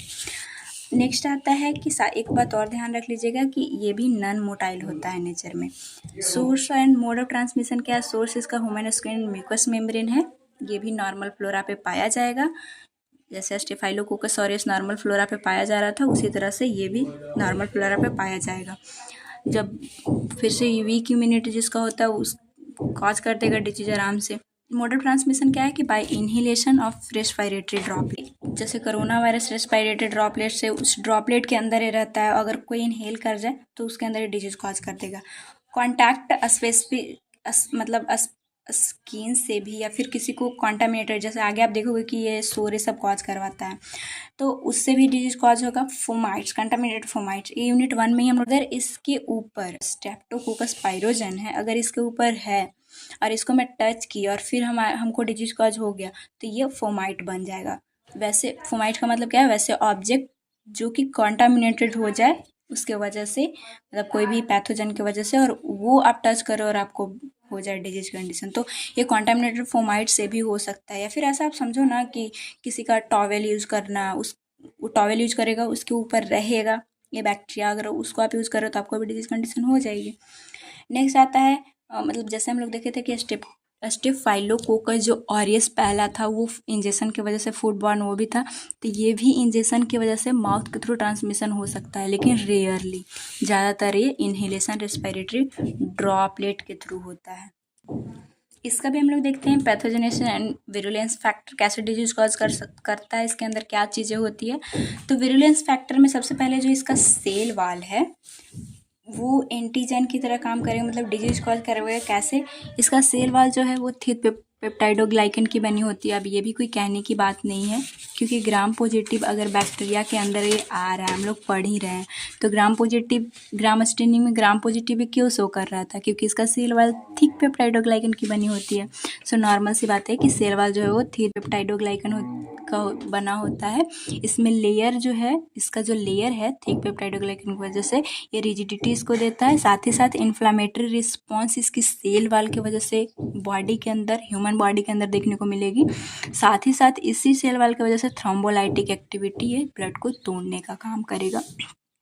एक होता है इसके सेल वाल पे आउटर प्रोटीन, यहाँ पे आप देख पा रहे होंगे। अभी जो आउटर जो आपको प्रोटीन लेयर दिख रहा है ना, प्रोटीन का बना होता है, वहाँ पे बहुत सारे प्रोटीन होते हैं। एम प्रोटीन होता है, टी प्रोटीन होता है, आर प्रोटीन होता है, लेकिन जो इम्पोर्टेंट प्रोटीन है वो एम प्रोटीन, मेन प्रोटीन है, जो कि विरुलेंस फैक्टर मीन्स कि इसके वजह से ह्यूमन बॉडी में डिजीज की जो कंडीशन होती है, तो ये एम प्रोटीन जो है इनहिबिट करता है फैगोसाइटोसिस। फैगोसाइटोसिस क्या है कि कोई भी पैथोजन हमारे बॉडी में गया तो हमारा जो मैक्रोफेज जो सेल्स होते हैं हमारे बॉडी के अंदर, वो इसको खा जाते हैं, उसी को हम लोग फैगोसाइटोसिस बोलते हैं। तो इस बैक्टीरिया के जो ऊपर जो ये एम प्रोटीन का लेयर है वो मैक्रोफेज को खाने ही नहीं देगा, मीन्स कि फैगोसाइटोसिस जो कंडीशन है उससे ये बच जाएगा, हमारा इम्यून सिस्टम से ये बच जाता है। कैसे बच जाता है? क्योंकि ये एम प्रोटीन के वजह से। और एम प्रोटीन काम करता है, एम प्रोटीन और जो फिब्रिनोजन है वो बाइंड करता है बीटा इंटीग्रेंस ऑफ न्यूट्रोफिल्स। ये क्या है थोड़ा सा आप समझना, कि lead to release inflammatory mediator, जिसके वजह से वैस्कुलर रिलीज होगा अब जो है, और उस तक टॉक्सिक शॉक सिंड्रोम जैसी कंडीशन आ रही है। ये क्या चीज़ है? जैसे हम लोग स्टेफाइलोकोकस जो ऑरियस था उसमें भी हो रहा था ये टॉक्सिक शॉक सिंड्रोम, और इसके अंदर भी हो रहा है। तो जो स्ट्रेप्टोकोकस पायरोजेंस की वजह से जो शॉक देखने को मिल रहा है उसे हम लोग कोकस pyrogens related toxic shock syndrome बोलते हैं। तो ये चीज़ें क्या बोल रही है कि जो एम प्रोटीन एंड फिब्रिनोजन के साथ मिल के जो हमारे बॉडी में न्यूट्रोफिल्स है उसके बीटा इंटीग्रिन से ये मतलब वहाँ पे आ जाएगा, बाइंड कर जाएगा। बाइंड करने के बाद क्या होगा, उस जब वो बाइंड करेगा तो कुछ इन्फ्लामेटरी मेडिएटर रिलीज होते हैं। अब ये सारे वेसल्स के अंदर, क्योंकि ये जो न्यूट्रोफिल है वो वेसल्स के अंदर ही तो है, तो जब टॉक्सिक जो मेडिएटर है, इन्फ्लामेटरी मेडिएटर जो है वो रिलीज होगा तो वो बाहर कैसे, ये वैस्कुलर लीकेज के थ्रू वेसल से बाहर निकल जाएगी, और जब वेसल से बाहर निकलेगा तो ऑर्गन के पास जाएगा, मल्टी ऑर्गन फेलियर देखने को मिलेगी, टॉक्सिक शॉक सिंड्रोम जैसी कंडीशन देखने को इसके अंदर भी मिलता है। तो ये भी आप ध्यान रख लीजिएगा। तो ये सबसे पहला तो था सेल वाल, जिसके अंदर एक इसका वाल ही जो है इतनी सारी कंडीशन कॉज करवा रहा है, और एक है आउटर जो प्रोटीन है एम प्रोटीन, इतनी सारी कंडीशन कर दे रहा है। एक कैप्सूल होता है, तो कैप्सूल क्या है कि जो कैप्सूल बैक्टीरिया के ऊपर जो रहेगी, कुछ ही के अंदर कुछ ही के ऊपर होता है, वो हाइलुरोनिक एसिड ऑफ एंटीफैगोसाइटिक, ये भी जो है वो मेड ऑफ मतलब हाइलोरेनिक एसिड से बना रहेगा, जो कि एंटीफैगोसाइटिक, फिर इसको खाने से बचाएगा। मतलब जो नॉर्मल सेल हमारे इम्यून सिस्टम इसको खा जाता, वो इसके वजह से नहीं खा पाएगा हमारा नॉर्मल सेल। एक टॉक्सिन आता है जो कि हिमोलाइसिन है, ये आरबीसी मेम्ब्रेन को तोड़ेगा, नाम से ही समझ में आ रहा है। और स्ट्रेप्टोकोकल पायरोजन एक्सोटॉक्सिन जो है, दो टॉक्सिन है, एक हीमोलाइसिन और एक पायरोजन एक्सोटॉक्सिन, नाम से ही समझ में आ रहा है। पायरोजन का मतलब क्या होता है कि फीवर कॉज करवाएगा। तो मीन्स क्या कि हमारे बॉडी में जब स्ट्रेप्टोकोकस पायरोजन आएगी तो इतनी सारी कंडीशन देखने को मिलेगा। एक तो ये बच जाएगा, या फिर हमारे अंदर टॉक्सिक शॉक सिंड्रोम, और ये हमारा आरबीसी टूटेगा, साथ ही साथ फीवर होगा, ये सारी चीज़ें कंडीशन होगी। तो आप क्या पढ़ रहे हो कि होगी कैसे, क्यों हो रही है? तो इसके अंदर ये सारी जो चीज़ें बैक्टीरिया के अंदर पाया जा रहा है, उसकी वजह से होगी। नॉर्मल सी चीज़ें आप समझने की कोशिश करना। कुछ इस जो स्ट्रेप्टोकोकस पायरोजेंस है, उसके अंदर एंजाइम्स होते हैं जिसका नाम है स्ट्रेप्टोकाइनेज। ये बहुत इंपॉर्टेंट है, बहुत डीप कॉन्सेप्ट है कि जो स्ट्रेप्टोकोकस काइनेज है वो काम क्या करता है, जो प्लाज्मिनोजेन है उसे प्लाज्मिन में कन्वर्ट कर देता है। अब जब ऐसी कंडीशन होती है, नॉर्मल फिजियोलॉजी में भी पढ़े होंगे, जिसके वजह से फिब्रिन जो है वो ब्रेक डाउन होता है। तो प्लाज्मिनोजेन जब प्लाज्मिन में कन्वर्ट होगा तो break down fibrin facilitate infection. मतलब होता क्या है नॉर्मली कि ये सारी कंडीशन चल रही थी, हमारा बॉडी रिस्पॉन्स इससे बचने की कोशिश कर रहा था कि मतलब फिर इस तरह से मतलब किसी तरह से वो इसको रोकने का काम करता है बेसिकली। लेकिन ये फिब्रिन को भी तोड़ के, मतलब ये चाह रहा था कि जो भी ब्लड है वही फिब्रिन में कन्वर्ट होके वो जम जाए ताकि बैक्टीरिया रुक जाए, लेकिन वहाँ से भी नहीं रुकता है, इसको भी तोड़ देता है, जिसके वजह से इन्फेक्शन हमारे बॉडी में आगे तक पहुँचेगा। लेकिन ये तो इसके लिए अच्छा था, मतलब बैक्टीरिया जो कि फिब्रिन को तोड़ रहा था और डिजीज कॉज करने की कोशिश में, लेकिन इसके वजह से हमारे लिए एक अच्छा चीज़ें मिल गई कि ये जो है वो फिब्रिनोलाइटिक, क्योंकि ये फिब्रिन को तोड़ रहा है। इस कॉन्सेप्ट से आप समझ रहे हो, यही सारी चीज़ें आपको फार्माकोलॉजी में पढ़ना होगा, इतनी डीप चीज़ें। सो इस तरह से ये जो स्ट्रेप्टोकोकस पायरोजेंस है वो हमारे लिए फिब्रिनोलाइटिक मेडिसिन है, वो बनाने में हेल्पफुल हो गया। पूरा स्ट्रेप्टोकोकस पायरोजेन को हम लोग हेल्प नहीं लेंगे, उसके अंदर जो एंजाइम है स्ट्रेप्टोकाइनेज, वो जो है वो फिब्रिनोलाइटिक मेडिसिन बनाने के काम में आता है। कब काम में आता है? जब एमआई जो होती है, मायोकार्डियल इन्फेक्शन, ब्लड का क्लॉट होना, सही से हमारे हार्ट को नहीं ब्लड मिल पाना, उसका ट्रीटमेंट के रूप में ये काम करने लगा। तो फिब्रिनोलाइटिक स्ट्रेप्टोकाइनेज मेडिसिन आप सर्च करके देख लेना, अभी ये काम में आता है एमआई में। तो बहुत ही अच्छा कॉन्सेप्ट है, जिन लोगों को नहीं समझ में आया दोबारा आप देख लो, कुछ नहीं है। ये स्ट्रेप्टोकोकस जो पायरोजेंस है वो एंजाइम स्ट्रेप्टोकाइनेज रिलीज करता है, जो बेसिकली ये जो फिब्रिन है उसको तोड़ने का काम करता है। इसकी वजह से जैसे नॉर्मल जब ब्लड जमता है तो वहाँ पे फिब्रिन आके ही लास्ट में आके अपना काम करता है। पहले प्लेटलेट आया, फिर लास्ट में आप पाथवे जब पढ़ते हो तो फिब्रिन ही तो यहाँ आके जमता है, तो उसको ये तोड़ने का काम करता है, जिससे हम लोग इसे जब हमारा कंडीशन ख़राब होता है तो उस जगह पे इसे काम ले ली। ये चीज़ें इंपॉर्टेंट है और जानना आपके लिए इंपॉर्टेंट है, इसीलिए मैं डीप कॉन्सेप्ट के साथ आपको नोट। क्लिनिकल मैनिफेस्टेशन अब हम लोग नेक्स्ट देखते हैं। क्लिनिकल में सुपुरेटिव एक आता है, नॉन सुपुरेटिव आता है। सुपुरेटिव का मतलब है जहाँ पे पस से रिलेशन होगा और जहाँ पे पस से रिलेशन नहीं होगा। बहुत सारे कंडीशन कॉज कर देता है। पैथोजेनिक भैया करेगा ही तभी तो हम लोग इसे पढ़ रहे हैं। इसके अंदर कुछ तो खुरापात था, या हम लोग किसको जानते हैं, ये एक अच्छा इंसान को जानते हैं और एक ख़राब इंसान को जानते हैं। तो ये पैथोजेनिसिटी कॉज कर रहा है, इसलिए इसे हम लोग को जानना पड़ रहा है। रेस्पिरेटरी इन्फेक्शन फेरेंजाइटिस कॉज करवाएगा। स्कारलेट फीवर इस जैसी कंडीशन कॉज करवाती है। साथ ही साथ स्किन और सॉफ्ट स्किन टिश्यू इन्फेक्शन, इम्पैटिको और सेलुलाइटिस कॉज करवाता है। ध्यान आपको सबसे ज़्यादा रखना है कि इम्पैटिको जैसी कंडीशन और सेलुलाइटिस जो कॉज करवाता है इन्फ्लामेशन, जो वहाँ पे करवाएगा। एक आता है साइनोसाइटिस, नॉन सुपरेटिव होता है और ये डिजीज जब बहुत ज़्यादा फैल जाता है तो बेसिकली साइनस में इन्फ्लामेशन हो जाएगा, क्योंकि ये ड्रॉपलेट की वजह से ही जा रहा है ना, तो वहाँ पे भी इन्फेक्शन मतलब इन्फ्लामेशन करवा देता है। साथ ही साथ मिडल ईयर में भी ये चल जाएगा, क्योंकि नोज से ही ये जा रहा है। तो ये सबसे पहले जो यहाँ पे साइनस है वहाँ इन्फ्लामेशन करवा के फिर मिडल ईयर में चला जाएगा। एक्यूट रिमेटिक फीवर भी कॉज करवाता है, जिसके अंदर जॉइंट पेन सब देखने को मिलेगी। ये सब हम लोग एडल्ट हेल्थ नर्सिंग में कुछ चीज़ें जब आपको नहीं समझ में आए तो वो चीज़ें हम लोग एडल्ट हेल्थ नर्सिंग में बहुत जल्द आपका एग्ज़ाम होने से पहले हम लोग ये सब चीज़ें बहुत डिटेल में पढ़ लेंगे। एक एक्यूट ग्लोमेरुलोनेफ्राइटिस नेफ्रॉन में जो है वो इन्फ्लामेशन करवाएगा बेसिकली। तो इतनी सारी इसकी मैनिफेस्टेशन थे, याद आपको कुछ ना रहते हैं। पेटिगोसेलुलाइटिस, फीवर, साइनसाइटिस जैसी कंडीशन डायरेक्ट भी आप लिख सकते हो। अब हम लोग स्ट्रेप्टोकोकस जो पायरोजेंस है उसका हम लोग देख लेते हैं कि कैसे आप आइडेंटिफिकेशन करोगे कि स्ट्रेप्टोकोकस पायरोजेंस की वजह से ही डिजीज कॉज हुआ है। तो सबसे पहले आप इसका स्पेसिमेन लोगे, स्पूटम ले सकते हो, क्योंकि ड्रॉपलेट्स के थ्रू देख रहे थे, वहाँ पे ही डिजीज कॉज बेसिकली कर रहा है। तो depend on site of infection, मतलब कि स्पूटम ले सकते हो स्पेसिमेन के रूप में, सैंपल के रूप में, या फिर जैसे सेलुलाइटिस हो रहा था या फिर कहीं और पे जहाँ पे भी मतलब साइट पे इन्फेक्शन आपको दिख रहा है वहाँ से आप डायरेक्ट ले लो, क्योंकि वहाँ पे रहेगा ही वो पैथोजन बैक्टीरिया। तो वो स्पेसिमेन आप लिए और उसके बाद डायरेक्ट स्मीयर माइक्रोस्कोप किया जाता है, जिसमें पस सेल दिखेगा, मिलेगा उसमें, और साथ ही स्टेनिंग आप करोगे तो ग्राम पॉजिटिव कोकाई दिखेगी, क्योंकि ये ग्राम पॉजिटिव कोकाई है।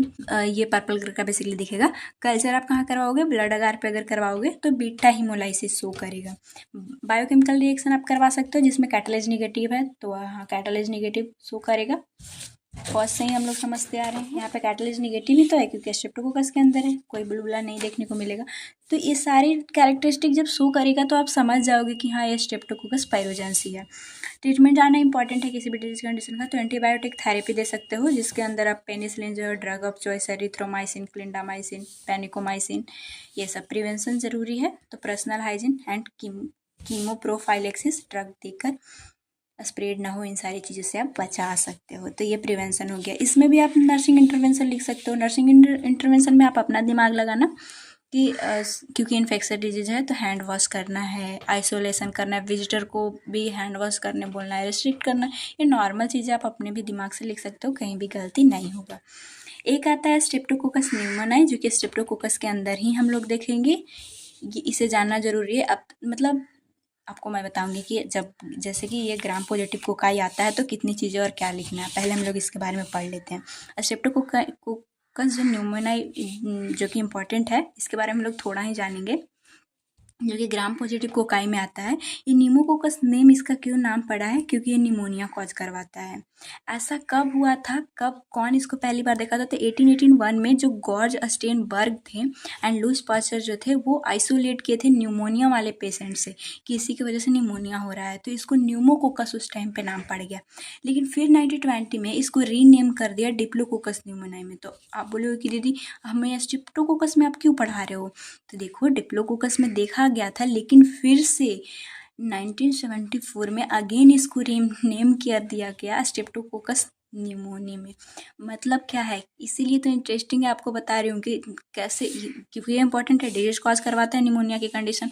तो इसका सबसे पहले ये निमोकोकस, और ऐसा नाम क्यों करा पड़ा, मॉर्फोलॉजी में हम लोग देखेंगे कि पहले दो दिखा, फिर लगा कि नहीं ये तो डिप्लो जैसा भी नहीं दिख रहा है, तो चैन जैसा दिख रहा था, फिर इसे स्ट्रेप्टो में डाल दिया गया। कॉज इसका क्या करवाता है? तो निमोनिया कॉज करवाता है। उसी से पहली बार निकाला भी गया था, इसीलिए इसको पहले न्यूमोकोकस नाम पड़ा था, गोल दिख रहा था और निमोनिया कॉज करवा रहा था, तो इसे न्यूमोकोकस बोला जाने लगा। साथ ही साथ ओटाइटिस मीडिया भी किस में करवाता है? चिल्ड्रेन में करवाता है, pneumonia and otitis media. Morphology क्या है? मॉर्फोलॉजी में तो आप नॉर्मल सी चीज़ें लिख सकते हो कि क्योंकि हम लोग ग्राम पॉजिटिव में पढ़ रहे हैं, तो ग्राम पॉजिटिव है diplococci having brought in a way each other, लैंसियोलेट type का दिखता है, कैप्स मतलब इस तरह से स्ट्रक्चर कुछ दिखता है। तो ना तो इसे डिप्लोकोकाई मतलब पूरी तरह से नहीं बोल सकते, क्योंकि थोड़ा सा लैंसियल चैन में आने लगता है, इसीलिए इसे स्टेप्टो में और डाल दिया गया। अब इसका बहुत बड़ा कॉन्सेप्ट है, लेकिन जो नॉर्मल चीज़ें थी वो मैं आपको बता दिया, आप समझ पा रहे होगे। ध्यान रख लेना कि जो स्ट्रेप्टोकोकस न्यूमोनाई है दो ही रहता है, लैंसेट टाइप का रहता है, इसे स्टेप्टो में रखा गया है, स्ट्रेप्टोकोकस न्यूमोनाई।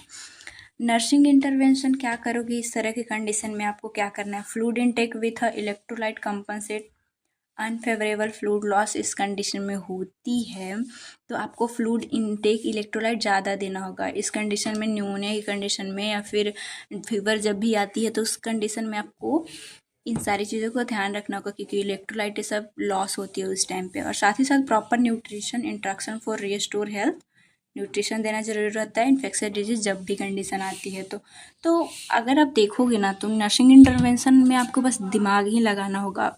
ऐसे याद आप नहीं रखना, मतलब रट्टा नहीं मारना है। ऐसा ध्यान रख लेना कि जहाँ पे फीवर की कंडीशन आएगी, इसमें भी फीवर की कंडीशन देखने को मिलेगा या फिर पायरोजेंस में भी देखने को मिल रहा था, तो उस कंडीशन में फ्लूइड इलेक्ट्रोलाइट लॉस होगा, वाटर लॉस होता है फीवर की कंडीशन में, तो हमें उसको देना है, इनटेक करवाना है ताकि उनकी कंडीशन कंपनसेट हो सके। अनफेवरेबल जो फ्लूइड लॉस हुआ है वो उनको मिल पाए। साथ ही साथ प्रॉपर न्यूट्रिशन हमारा देना काम होता है। डिजीज कंडीशन है तो अच्छा न्यूट्रिशन देंगे तो जल्दी से ठीक हो जाएगा। तो ये सारी चीज़ ग्राम पॉजिटिव कोकाई में क्या पढ़े, थोड़ा सा मैं आपको रिविजन करवा देती हूँ क्योंकि ये चैप्टर है ही हार्ड और आप 2 से 3 बहुत बार इसको रिविजन कर पाओगे तभी आपको भी याद रह पाएगी। देखो जब ग्राम पॉजिटिव कोकाई आ जाता है एग्जाम में, ग्राम पॉजिटिव कोकाई बेसिकली आ जाएगा तो आप क्या लिखोगे? सबसे पहले लिख देना कि ग्राम पॉजिटिव कोकाई में बेसिकली स्टेनिंग में ये ग्राम पॉजिटिव में है तो पेप्टाइडोग्लाइकन की लेयर इनमें थिक होगा, साथ ही स्टेनिंग में हमें पर्पल कलर की दिखेगी। और फिर आप ज़्यादा कुछ ना याद रखिए, मैं तो आपको रिकमेंड करूँगी कि अच्छे से आप 3-4 बार पढ़ना, याद हो जाएगा। लेकिन ना याद रहे तो हम लोग क्या पढ़े इसमें, अब तीनों बैक्टीरिया के बारे में लिख देना उसके अंदर। सबसे पहले पढ़ें स्टेफाइलोकोकस ऑरियस, यही था हमारा पहला।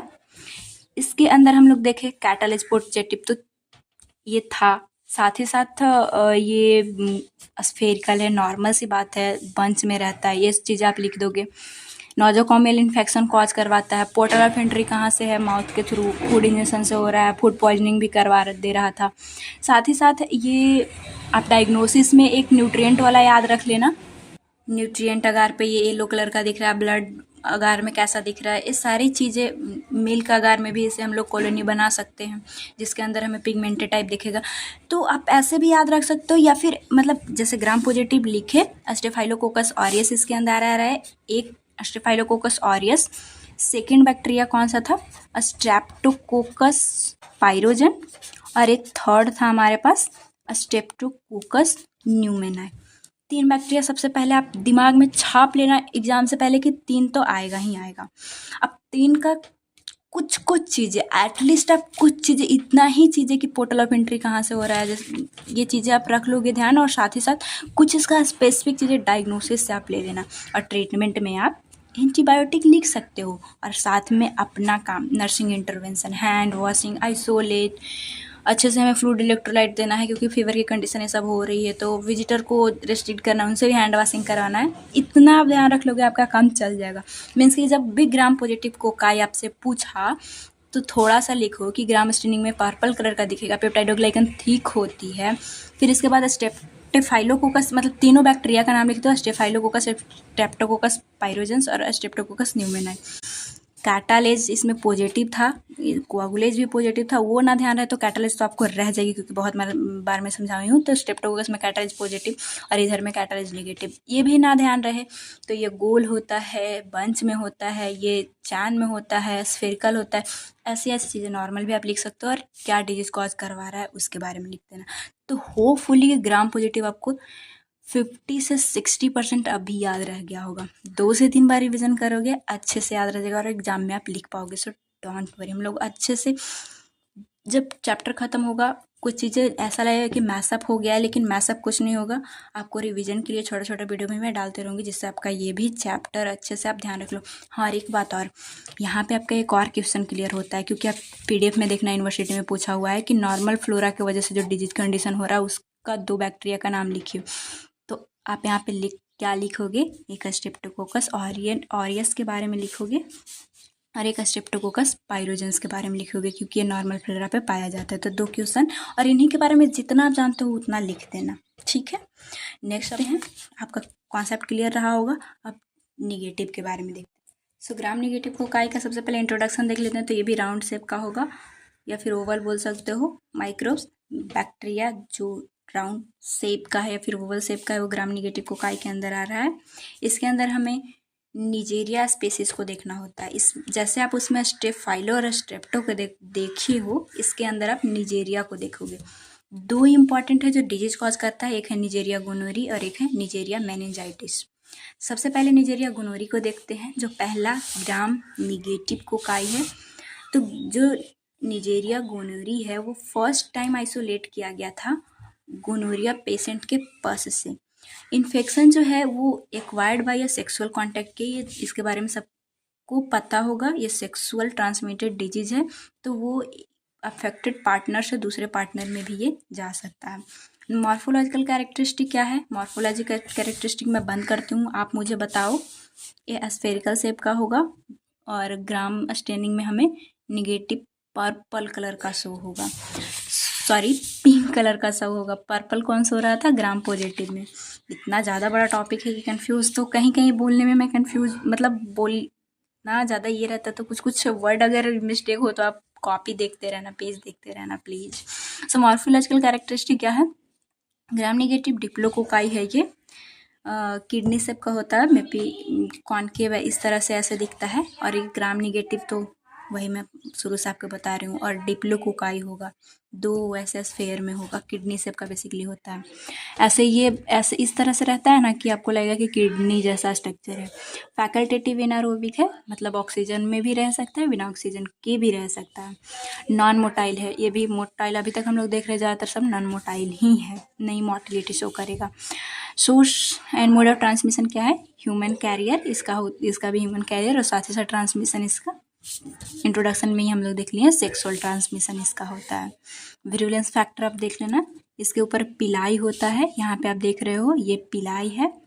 पिलाई क्या? ये जो पिलाई है मतलब ये होस्ट में अटैच होगा, और ये पिलाई के वजह से, जैसे वहाँ पे हम लोग देख रहे थे कि सील वाल किसी का फैगोसाइटोसिस से बचा रहा था, मीन्स कि जो मैक्रोफेज आएंगे इसको खाने के लिए, कोई भी बाहर से, जब इम्यूनिटी में भी हम लोग देखेंगे, अगर आप नहीं जानते हो तो कोई भी इन्फेक्शियस एजेंट आता है तो हमारा मैक्रोफेज सबसे पहले भागे भागे आएगा, इसको बोलेगा कि मैं खा जाऊंगा, लेकिन ये पिलाई की वजह से ये बेचारा खा ही नहीं पाता है, तो ये बच जाएगा और जाके डिजीज कॉज करवाएगा। एक इसके स्ट्रक्चर में ही विरुलेंस फैक्टर में पोरिन होता है, आप यहाँ पे स्ट्रक्चर देख रहे हो। इस पोरिन के आउटर मेम्ब्रेन प्रोटीन है जो कि हेल्प करता है अटैचमेंट। ये जो इसके ऊपर ये जो है लिपो ऑलिगोसेक्राइड का बना होता है basically. Important endotoxicity to the bacteria, जहर की तरह अंदर जाके ये मतलब हमारे बॉडी के लिए टॉक्सिन की तरह काम करता है, ये भी आप ध्यान रख लेना पोरिन के बारे में। आईजीए एक प्रोटीन है, ये क्या काम करता है? जो हमारा आईजीए है उसकी सब यूनिट को बेसिकली तोड़ने का काम करता है। तो जो विरुलेंस फैक्टर है उसको आप 1 से 2 बार रट लेना है एग्जाम से पहले, क्योंकि विरुलेंस फैक्टर इंपॉर्टेंट है, लेकिन विरुलेंस फैक्टर से स्पेसिफिक क्वेश्चन हमें नहीं लगता है कि आपके एग्जाम में आएगा। और ये कॉन्सेप्ट, और जब ये स्ट्रक्चर बनाई थी तो मेरे दिमाग में और चल रहा था कि जो ग्राम निगेटिव जो बैक्टीरिया होते हैं, एक उनका इनर मेम्ब्रेन होता है, फिर सेल वॉल होता है, फिर ऊपर से आउटर मेम्ब्रेन होता है लिपोपॉलीसेक्राइड का। तो वही यहाँ पे शो है कि एक इनर है, यहाँ पे सेल वॉल है, फिर आउटर सेल मेम्ब्रेन है। पूरी ने सब स्ट्रक्चर आपको पिला, ये सब यहाँ पे दिख रहा है। ये LOS वाली जो कि इंडोटॉक्सिसिटी की तरह कॉज करवा रहा है, काम कर रहा है बेसिकली, और डिजीज कॉज करवाएगा। पैथोजेनेसिस कैसा है गोनोरिया का? और देखो ये सारे जो कंडीशन आप पढ़ रहे हो ना, इससे इतना जल्दी आपका पीछा छूटने वाला नहीं है। यहाँ तो आप फिर भी आज की वीडियो से या फिर माइक्रोबायोलॉजी आप पढ़ के बेसिक आपका क्लियर होगा ही, साथ ही साथ कम्युनिटी हेल्थ नर्सिंग में, क्योंकि ये कम्युनिकेबल डिजीज है, तो आप बहुत अच्छे से वहाँ भी पढ़ोगे, एक एक चीज़ पढ़ोगे, और इससे बहुत ज़्यादा क्वेश्चन कॉम्पिटिटिव एग्जाम में आते हैं। सो इसलिए भी आप थोड़ा अच्छे से ध्यान दीजिएगा, इस चैप्टर को बुक से, वीडियो से, जैसे भी अच्छे से तैयार कीजिएगा, क्योंकि आपका बेस है और आगे ये आपको बहुत काम देगा। पैथोजेनेसिस कैसे होगा? ये जो गोनोरिया कॉज करेगा, सबसे पहले अटैच होता है जो भी जो एपिथेलियल सेल है, बेसिकली यूरेथ्रा पे गया एपिथेलियल जो उसका सेल है उस पर अटैच होगा, इन्वेजन करेगा, मीन्स कि इंटर करेगा इस सेल के अंदर, और फिर जो है टिश्यू यहाँ पे जो भी है डिस्ट्रक्शन करेगा, और इसके बाद डाइसेमिनल मीन्स कि और भी जगह पे आपके ब्लड में बैक्टीरिया जैसी कंडीशन, बहुत सारे बैक्टीरिया देखने को मिलेगा और बहुत सारे कॉम्प्लिकेशन कॉज कराएगा, जो कि हम लोग आगे देखेंगे। यहाँ पे क्या है कि इस टाइम तक इंक्यूबेशन पीरियड होता है, फिर जब टिश्यू डिस्ट्रक्शन ये सब करने लगेगा तो आपको सिम्टम दिखने लगेगी। क्लिनिकल सिम्टम्स आखिर है क्या? तो सबसे पहले तो ये जो है निजेरिया गोनोरी, वो जेनाइटल ट्रैक इन्फेक्शन कॉज करवाता है। मेन में क्या करवाएगा? एक्यूट यूरेथ्राइटिस, यूरेथ्रा में इन्फ्लामेशन, साथ ही साथ डिस्यूरिया कॉज करवाता है और purulent penile dysuria painful urination, मतलब यूरिन करने में पेन फील होगा। पुरुलेंट पेनाइल डिस्चार्ज उनके अंदर देखने को मिलता है। फीमेल में क्या होगा? सर्वसाइटिस, वहाँ पे इन्फ्लामेशन देखने को मिलेगी। साथ ही साथ यूरेथ्रल जो है usually foul smelling, purulent discharge की वजह से बहुत गंदा स्मेलिंग रहता है उनका। बर्निंग ड्यूरिंग, जब वो यूरिन पास करेगी जो फीमेल है, बर्निंग सेंसेशन फील होगा इन्फ्लामेशन की वजह से। साथ ही साथ ये बहुत ही इम्पॉर्टेंट है कि पेल्विक इन्फ्लामेटरी डिजीज कॉज करवाता है ये जो गोनोरी है। हाई प्रोबेबिलिटी ऑफ स्टेरिलिटी, मतलब अगर ट्रीट ना किया जाए सही टाइम पे इस कंडीशन को, तो ये स्टेरिलिटी, बांझपन जैसी कंडीशन भी कॉज करता है। फैलोपियन ट्यूब में सल्फिंगोसाइटिस, वहाँ पे भी इन्फ्लामेशन रहता है, ये भी आप ध्यान रख सकते हो तो रख लेना। सो ये सारी क्लिनिकल सिम्टम्स था। अब ये तो जेनाइटल सिम्टम है जो कि जेनाइटल ट्रैक में कॉज करवा रहा है, रिप्रोडक्टिव सिस्टम में। अब कुछ इसके, क्योंकि कॉम्प्लिकेशन में देखें कि हम लोग बाहर भी चला जा रहा है, फर्दर स्प्रेड कर रहा है, तो वो क्या करवाता है? तो फेरेंजियल गोनोरिया कॉज करवाता है। रेयरली ही बेसिकली देखने को मिलेगा, फेरिंग में जाके वो मतलब ग्रोथ करने लगेगा। तो साथ ही साथ ऑप्थेल्मिक नियोनेटोरम, ये क्या होता है कि जो मतलब एक मदर जो कि ये गोनोरी से अफेक्टेड है, अगर उसका बेबी जैसे ही बर्थ होगा तो उनके अंदर वो कंडीशन चला जाएगा और उनका क्या देखने को मिलता है? कंजेक्टिव, मतलब जिसकी माँ को वो इन्फेक्शन था, वो बेबी जन्म लिया, उसके वजह से चला गया बेबी में, तो उन बेबी का, वो बेबी अगर अफेक्ट हुआ है तो कंजेक्टिवाइटिस और साथ ही साथ डिस्चार्ज देखने को मिलता है। नेक्स्ट है डाइसेमिनेटेड इन्फेक्शन, जिसमें क्या है कि blood invasion lead to arthritis, ulcerative endocarditis, इस जैसी कंडीशन को हम लोग बोलते हैं कि जैसे यहाँ पे देखे थे ना कि डाइसिनियल स्प्रेड कर गया, तो वही क्या कहाँ स्प्रेड करेगा? तो ब्लड में चला जाएगा, आर्थराइटिस कॉज करवाएगा, अल्सरेटिव इंडोकार्डाइटिस, हार्ट में भी जाके मतलब अल्सरेशन कॉज करेगा। तो ये सारी चीज़ें सिम्टम्स से। डायग्नोसिस कैसे करोगे, कैसे पता करोगे आप? सबसे पहले जहाँ भी इन्फेक्शन है जेनाइटल ट्रैक में है तो वहाँ से स्पेसिमेन लेना है। माइक्रोस्कोप आप करोगे तो ग्राम स्टेनिंग, मतलब सब सारी चीज़ों को, वो जो क्वेश्चन ये सब जो मैं आपको बताई थी, ये फर्स्ट हमारा जो वायलेट कर, मतलब स्टेनिंग वाला सारा प्रोसेस होगा तब माइक्रोस्कोप के अंदर जाएगा, तो वहाँ पे क्या हमें दिखेगी? ग्राम निगेटिव डिप्लोकोकाई है, क्योंकि ग्राम निगेटिव के अंदर ही हम लोग पढ़ रहे हैं। कल्चर क्या होगा? थायर मार्टिन मीडियम में एक थायर मार्टिन मीडियम आता है, वहाँ पे आप कल्चर करवाओगे 35 से 37 डिग्री सेल्सियस में। 3 से 4% ऑफ CO2 भी वहाँ पे रहना चाहिए। कितने देर तक? 80 से 24 आवर तक, तब ये अपना स्पेसिफिक करेक्टरिस्टिक शो करेगा। सीरोलॉजिकल में आप एलाइजा भी करोगे, एलाइजा हम लोग बायोकेमिस्ट्री में पढ़ के आए हैं, एंजाइम लिंक करके, तो भी एलाइजा से भी पता चल जाता है ये जो गोनोरी टाइप का जो इन्फेक्शन है। किसी भी डिजीज कंडीशन का ट्रीटमेंट एंड प्रिवेंशन जानना बहुत इंपॉर्टेंट है, वो भी हम लोग देख लेते हैं। तो एक बात ध्यान रखना, कई सारे बैक्टीरिया मतलब जो एंटीबायोटिक है उससे रेसिस्ट कर जाते हैं, मतलब उससे उसको कोई फ़र्क नहीं पड़ेगा। तो निजेरिया गोनोरी जो है ये भी ऐसा बैक्टीरिया है जो पेनिसिलिन जो कि एंटीबायोटिक है इससे रेसिस्ट करेगा, कोई फ़र्क नहीं पड़ता उससे, मतलब आप कितना भी देते रहो उससे वो नहीं मरेगा, किल नहीं होगा। तो हम लोग क्या दे सकते हैं? अदर चीज़ें हम लोग देखेंगे। इसके लिए काम करता है सेफिकजिम और सेफ्ट्रियाक्सोन और साथ ही साथ ऑफ्लॉक्सासिन एंड सिप्रोफ्लॉक्सासिन, ये सारी चीज़ें आप दोगे तो ये मतलब इस ऐसी कंडीशन ठीक होगी। ड्रग ऑफ चॉइस कौन है? सिफेलोस्पोरिन निजेरिया गोनोरी का ड्रग ऑफ चॉइस है। ये आप ध्यान रखना, ये पूछता है क्वेश्चन कॉम्पिटिटिव में। प्रिवेंशन क्या है कि सबसे अच्छा प्रिवेंशन यही है, क्योंकि ये सेक्सुअल ही ट्रांसमिट हो रहा था, तो सेफ से इससे ये डिजीज प्रिवेंट होगा। नर्सिंग इंटरवेंशन क्या है? Follow standard precaution will giving care, put the patient isolation room having eye infection. वही चीज़ है कि अगर इन्फेक्शियस है तो स्टैंडर्ड प्रिकॉशन, हैंड वॉश करना है, ग्लव्स गाउन ये सब आपको हर समय पहन के रहना है। साथ ही साथ बच्चे में जो इन्फेक्शन, जो बच्चे जिनको माँ को इन्फेक्शन था उसको भी अगर इन्फेक्शन हो जाए तो उस बच्चा को भी आइसोलेट करके रखना है ताकि दूसरे बच्चा में वो ना चला जाए इन्फेक्शन। तो ये सारी चीज़ें थी। निजेरिया मेनिंजाइटिस हम लोग नेक्स्ट देखते हैं। यहाँ तक ही निजेरिया गोनोरिया था। निजेरिया मेनिंजाइटिस जो कि ग्राम निगेटिव बैक्टीरिया है उसके बारे में हम लोग देखते हैं। ग्राम निगेटिव कोकाई है, ये क्या कॉज करवाता है? मेनिंजाइटिस कॉज करवाता है। इसको हम लोग निजेरिया मेनिंजोकोकस भी बोलते हैं, तो आप ये भी ध्यान रखना ताकि आगे आपको कोई कन्फ्यूजन ना हो।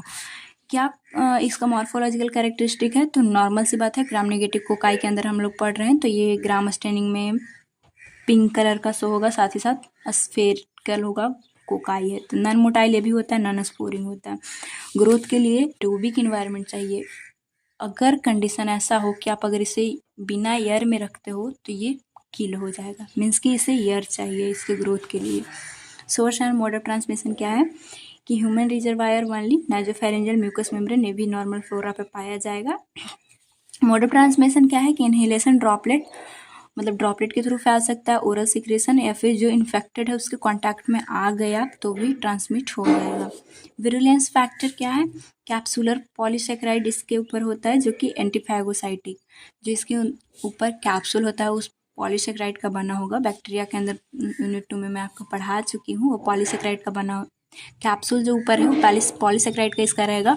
और ये क्या काम करेगा?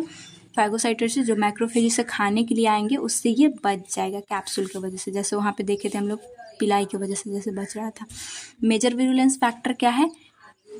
इसके अंदर एंडोटॉक्सिन जो एलओएस है, लिपो ऑलिगोसैकेराइड जो है वो, जैसे कि मेनिंजाइट जो गोनोरिया था, निजेरिया गोनोरी, उसमें भी जैसे गोनोरिया वाले स्पीसीज में आप विरुलेंस में एलओएस आता है, लिपो ऑलिगोसैकेराइड, जो कि एंडोटॉक्सिन की तरह काम करता है, ये आप ध्यान रखिएगा। नॉर्मल से इसे आप बना सकते हो कि इसका इनर मेम्ब्रेन, क्योंकि ये ग्राम निगेटिव है तो दो, एक इनर मेम्ब्रेन होगा एक आउटर मेम्ब्रेन होगा, तो यहाँ पे आप देख सकते हो। और एक कैप्सूल जैसी, क्योंकि यही एंटीफैगोसाइटोसिस से बचा रहा है तो कैप्सुलेटेड पॉलीसेकेराइड ऊपर है। और क्लिनिकल मैनिफेस्टेशन क्या देखने को मिलेगा? क्रोनिक मेनिंजोकोकेमिया देखने को मिलता है। इसका रिलेशन मेनिंजाइटिस से है, तो होगा क्या कि कैसे ग्रोथ कर रहा है वो क्लिनिकल सिम्टम्स में दिखोगे। तो मतलब धीरे धीरे ये ग्रोथ करता है, तो पहले सिम्टम्स दिखाते दिखाते ये वर्स्ट कंडीशन में आ जाता है, वही हम लोग देखेंगे। सबसे पहले क्रोनिक मेनिंजोकोकेमिया, ये क्या है कि short term flu like symptoms such as chills, fever देखने को मिलेगा। चिल्स, फीवर, पहले कोई भी disease condition, infection disease condition आता है तो एंटीजन एंटीबॉडी रिएक्शन या फिर नॉर्मल बॉडी टेम्परेचर इसलिए भी हाई होता है कि ताकि हम ये बैक्टीरिया मर सके उस टेम्परेचर पे, और हमारा बॉडी खुद ही वो मैनेज कर ले ताकि हमें डिजीज कॉज ना करे। तो ये सारी कंडीशन पहले टाइम में देखने को मिलेगा। साथ ही साथ लोअर बैक एक रहेगी और सोर थ्रोट आपको देखने को मिलेगा। ये क्रोनिक मेनिंजोकोकेमिया आपको दिखा रहा है, मतलब ऐसी कंडीशन है कि ये आया तो क्रोनिक कंडीशन ही करवाएगा, मतलब डिजीज कंडीशन रहेगी ही रहेगी थोड़े दिनों तक, तो ये सारी सिम्टम्स आपको दिखने लगेगा। साथ ही साथ एंडोटॉक्सिन टॉक्सिक रिलीज लेसर, कुछ अमाउंट में एंडोटॉक्सिन रिलीज होगा जैसे एलओएस जो था, लेकिन कम अमाउंट में होगा। यहाँ पे ध्यान क्या देना है कि शॉक की कंडीशन नहीं होती और ना ही मेनिंजाइटिस होता है जब क्रोनिक मेनिंजोकोकेमिया होता है। तो सेकेंड सिम्टम्स हम लोग देखते हैं कि शॉक, जब पेशेंट को शॉक भी आने लगे, तो gradual increase amount of endotoxin, क्योंकि एंडोटॉक्सिन जब रिलीज होगा वहाँ पे टी सेल आएंगे, टी सेल जो है वो साइटोकाइंस रिलीज करेंगे, साइटोकाइंस हमारे वेसल से बाहर आएगा और फिर हमारे बॉडी के लिए निगेटिव इफेक्ट पड़ेगा जिससे शॉक की कंडीशन आएगी। Gradual increase amount of endotoxin, host immune जो रिस्पॉन्स है वही कि टी सेल साइटोकाइन, जो भी सेल्स हैं वो साइटोकाइन प्रोडक्शन बढ़ा देंगे, जिसके वजह से क्या होगा कि मेनिंजोकोकस शॉक आएगा। शॉक जैसे हम लोग देखे थे स्टेफाइलोकोकस ऑरियस में भी आ रहा था, स्ट्रेप्टोकोकस पाइरोजेंस में भी आ रहा था, तो जो आ रहा है उसके आगे उसका नाम लिखा रहेगा कि स्ट्रेप्टोकोकस की वजह से आ रहा था, तो हम लोग देखे थे कि स्ट्रेप्टोकोकस टॉक्सिक सिंड्रोम है। यहाँ पे यही मेनिंजोकोकस की वजह से आ रहा है तो वही मेनिंजोकोकल आगे लिखा हुआ है। शॉक कंडीशन क्यों हो रही है? क्योंकि जो टॉक्सिन रिलीज होता है हमारे बॉडी के लिए, जो ये साइटोकाइंस है वो हमारे बॉडी के लिए हार्मफुल हो जाता है। वो मारने के लिए बैक्टीरिया को रिलीज हुआ है लेकिन हमारे बॉडी पे गलत इम्पैक्ट पड़ता है उसका। नेक्स्ट आता है फुलमिनेंट मेनिंजोकोकल सेप्सिस। फुलमिनेंट का मतलब क्या होता है कि ऐसी कंडीशन जहाँ पे मतलब बहुत वर्ष जैसी कंडीशन देखने को आपको मिल रही है। High amount of endotoxin release होता है एंड इंक्रीज साइटोकाइंस अमाउंट, बहुत ज़्यादा, जैसे कि जितना एंडोटॉक्सिन होगा उसके रिस्पॉन्स में हमारा जो इम्यून सेल है वो साइटोकाइन रिलीज करेगा ही करेगा, तो ज़्यादा इंक्रीज अमाउंट हो जाता है। उस टाइम पे आपको सेप्सिस जैसी कंडीशन और शॉक जैसी और इन्फेक्शन जैसी कंडीशन मिलेगी, क्योंकि जितना साइटोकाइंस होगा आगे भी आप देखते चलोगे तो कॉन्सेप्ट अच्छे से आपका क्लियर हो जाएगा। तो वो जितना साइटो जैसे एंडोटॉक्सिन की वजह से उसके रिस्पॉन्स में हमारे बॉडी में साइटोकाइंस रिलीज हो रहा है, तो और वर्स कंडीशन देखने को आपको मिलेगा। नेक्स्ट आता है शॉक विथ मेनिंजाइटिस। अब शॉक और मेनिंजाइटिस दोनों साथ में, यहाँ पे आप देखे थे कि शॉक नहीं है, मेनिंजाइटिस नहीं है, नॉर्मल फ्लू लाइक सिम्टम्स एक के सब आपको देखने को, फीवर देखने को मिल रहा है। फिर शॉक जैसी कंडीशन आई, एक ऐसा कंडीशन आया जब इंडोटॉक्सिन ज़्यादा रिलीज हो रहा है, साइटोकाइंस भी ज़्यादा रिलीज हो रहा है, जिससे सेप्सिस की कंडीशन थी, इसे एफएमएस भी शॉर्ट में बोलते हैं। अब ऐसी कंडीशन है कि शॉक भी रहेगा और मेनिंजाइटिस भी रहेगा। तो ये क्या होता है कि मीन्स कि ब्रेन तक ये जा चुका है मेनिंजाइटिस, जो लेयर है मेनिंजस हमारे ब्रेन का। तो आफ्टर अबाउट 18 से 36 आवर ऑफ एफएमएस, जैसे फुलमिनेंट मेनिंगोकोकल सेप्सिस हुआ, इसके बाद फुलमिनेंट मेनिंगोकोकल सेप्सिस के बाद 18 से 36 आवर के बाद जो है वो ये condition shock with meningitis, brain तक ये बैक्टीरिया चला जाएगा। रिजल्ट क्या होगा? Invasion of मेनिंजोकोकाई into subarachnoid space में ये चला जाएगा बेसिकली, और जिसकी वजह से साइटोकाइन डिटेक्ट, अगर आप वहाँ से स्पेस में सीएसएफ का लेते हो, तो जब ऐसी कंडीशन पेशेंट को है तो आपको साइटोकाइन जो है सीएसएफ में देखने को मिलेगा। तभी तो मेनिंजाइटिस की कंडीशन हमारे, जैसे साइटोकाइंस हमारे बॉडी को इन्फ्लाम करता है, इन्फ्लामेशन जैसी कंडीशन होती है। तो अब जब ये मेनिंजोकोकाई इनटू सब आर्किनोइड स्पेस में अगर ये चला गया तो साइटोकाइंस भी तो उसके रिस्पॉन्स में जाएगा सीएसएफ में, सीएसएफ वहाँ भी रिलीज होगी तो वो सीएसएफ में दिखने लगेगा। मेनिंजोकोकल मेनिंजाइटिस इससे भी वर्स कंडीशन है कि मेनिंजोकोकाई जो है वो अगर सब आर्किनोइड स्पेस में मल्टीप्लाई कर गया, जैसे यहाँ पे बस आया था, घुसा ही था सब आर्किनोइड स्पेस में, अगर यहाँ पे मल्टीप्लाई कर गया बहुत ज़्यादा। और एक बात आप ध्यान रख लेना कि यहाँ पे ह्यूमरल इम्यूनिटी अब्सेंट होता है हमारे सब आर्किनोइड स्पेस में, इसीलिए ये यहाँ पे मल्टीप्लाई कर लेता है और मेनिंजाइटिस कॉज करवाता है। तो साइटोकाइन जो है वो perforate blood brain barrier and neutrophil filtration into subarachnoid space. वहाँ पे नहीं है इम्यूनिटी तो क्या करेगा?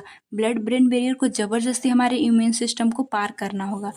तो जब पार करेगा, जिसके वजह से सेरेब्रल एडिमा हो सकती है, मेंटल रिटार्डेशन हो सकता है, स्किन रैशेस और सीजर जैसी कंडीशन हमें निजेरिया मेनिंजोकोकस की कंडीशन, मेनिंजाइटिस की कंडीशन में हमें देखने को मिलता है। तो होपफुली आप समझ पा रहे होगे यहाँ पे खेल क्या चल रहा है।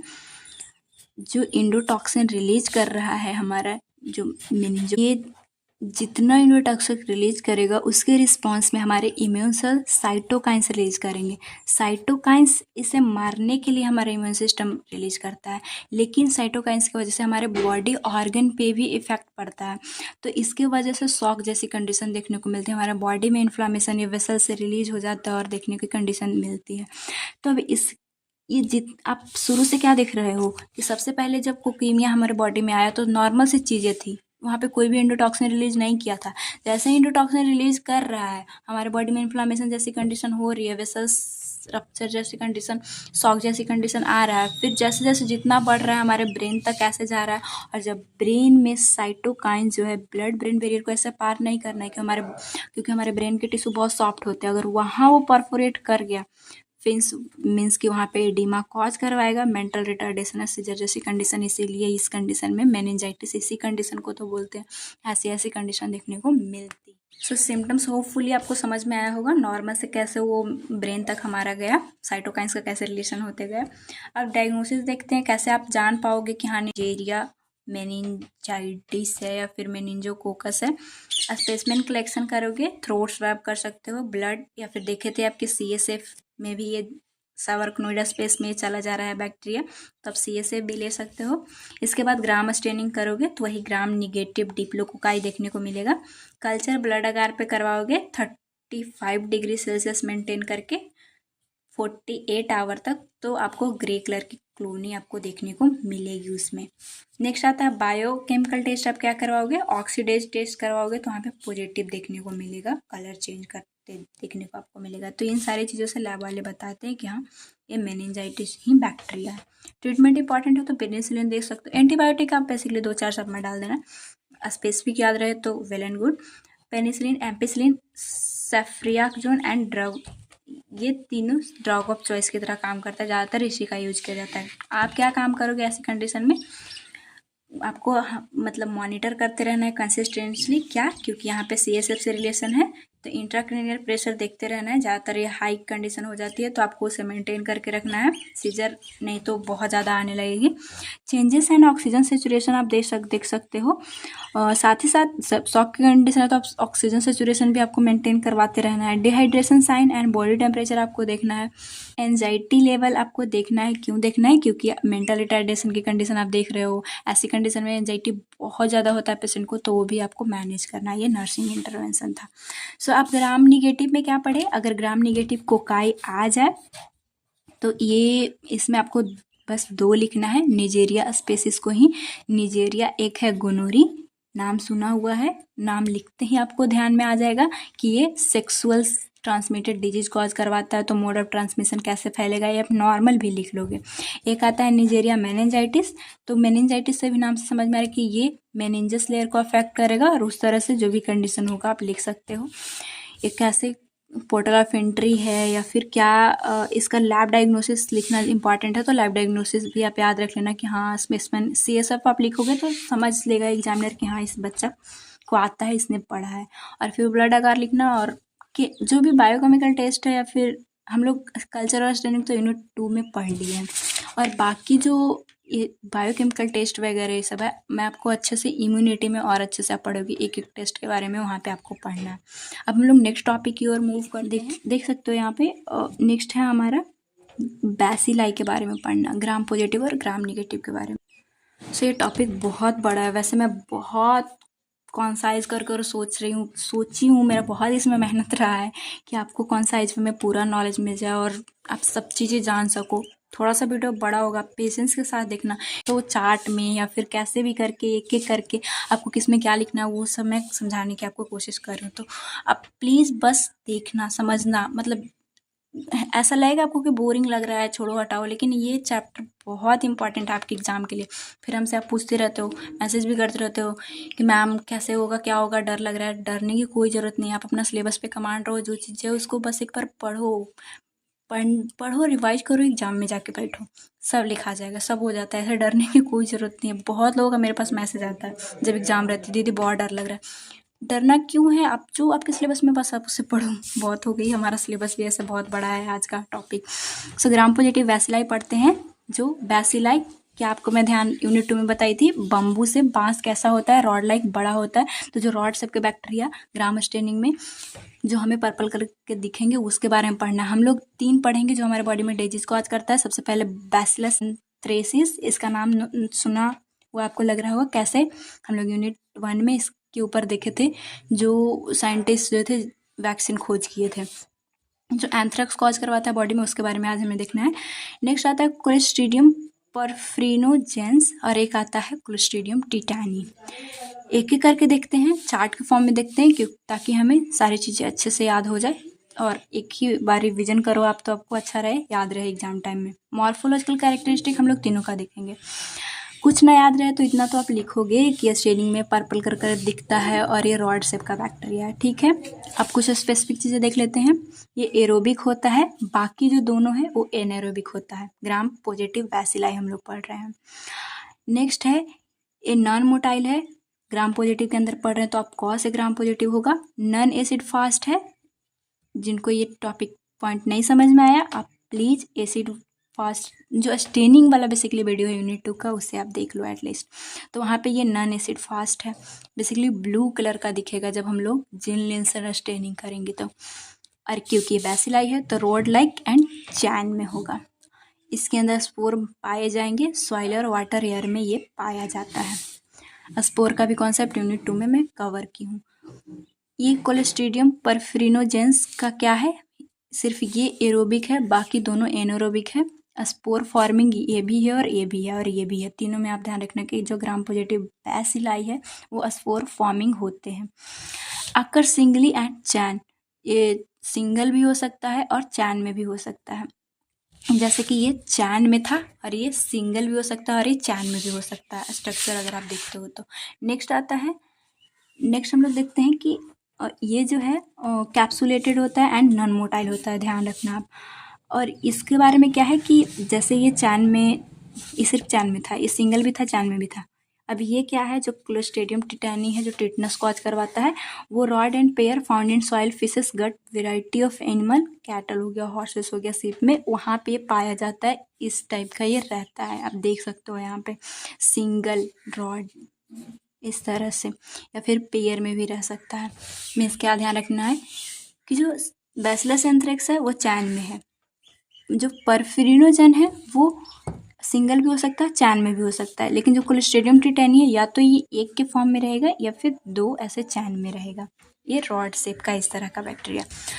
स्ट्रक्चर आप लिख लेना, एग्जाम में ज़रूर बनाना। Source and mode of transmission देखते हैं, कहाँ ये पाया जाता है, कहाँ इसका रिजर्वायर होता है, तो सॉइल में पाया जाएगा या फिर इन्फेक्टेड एनिमल में पाया जाएगा।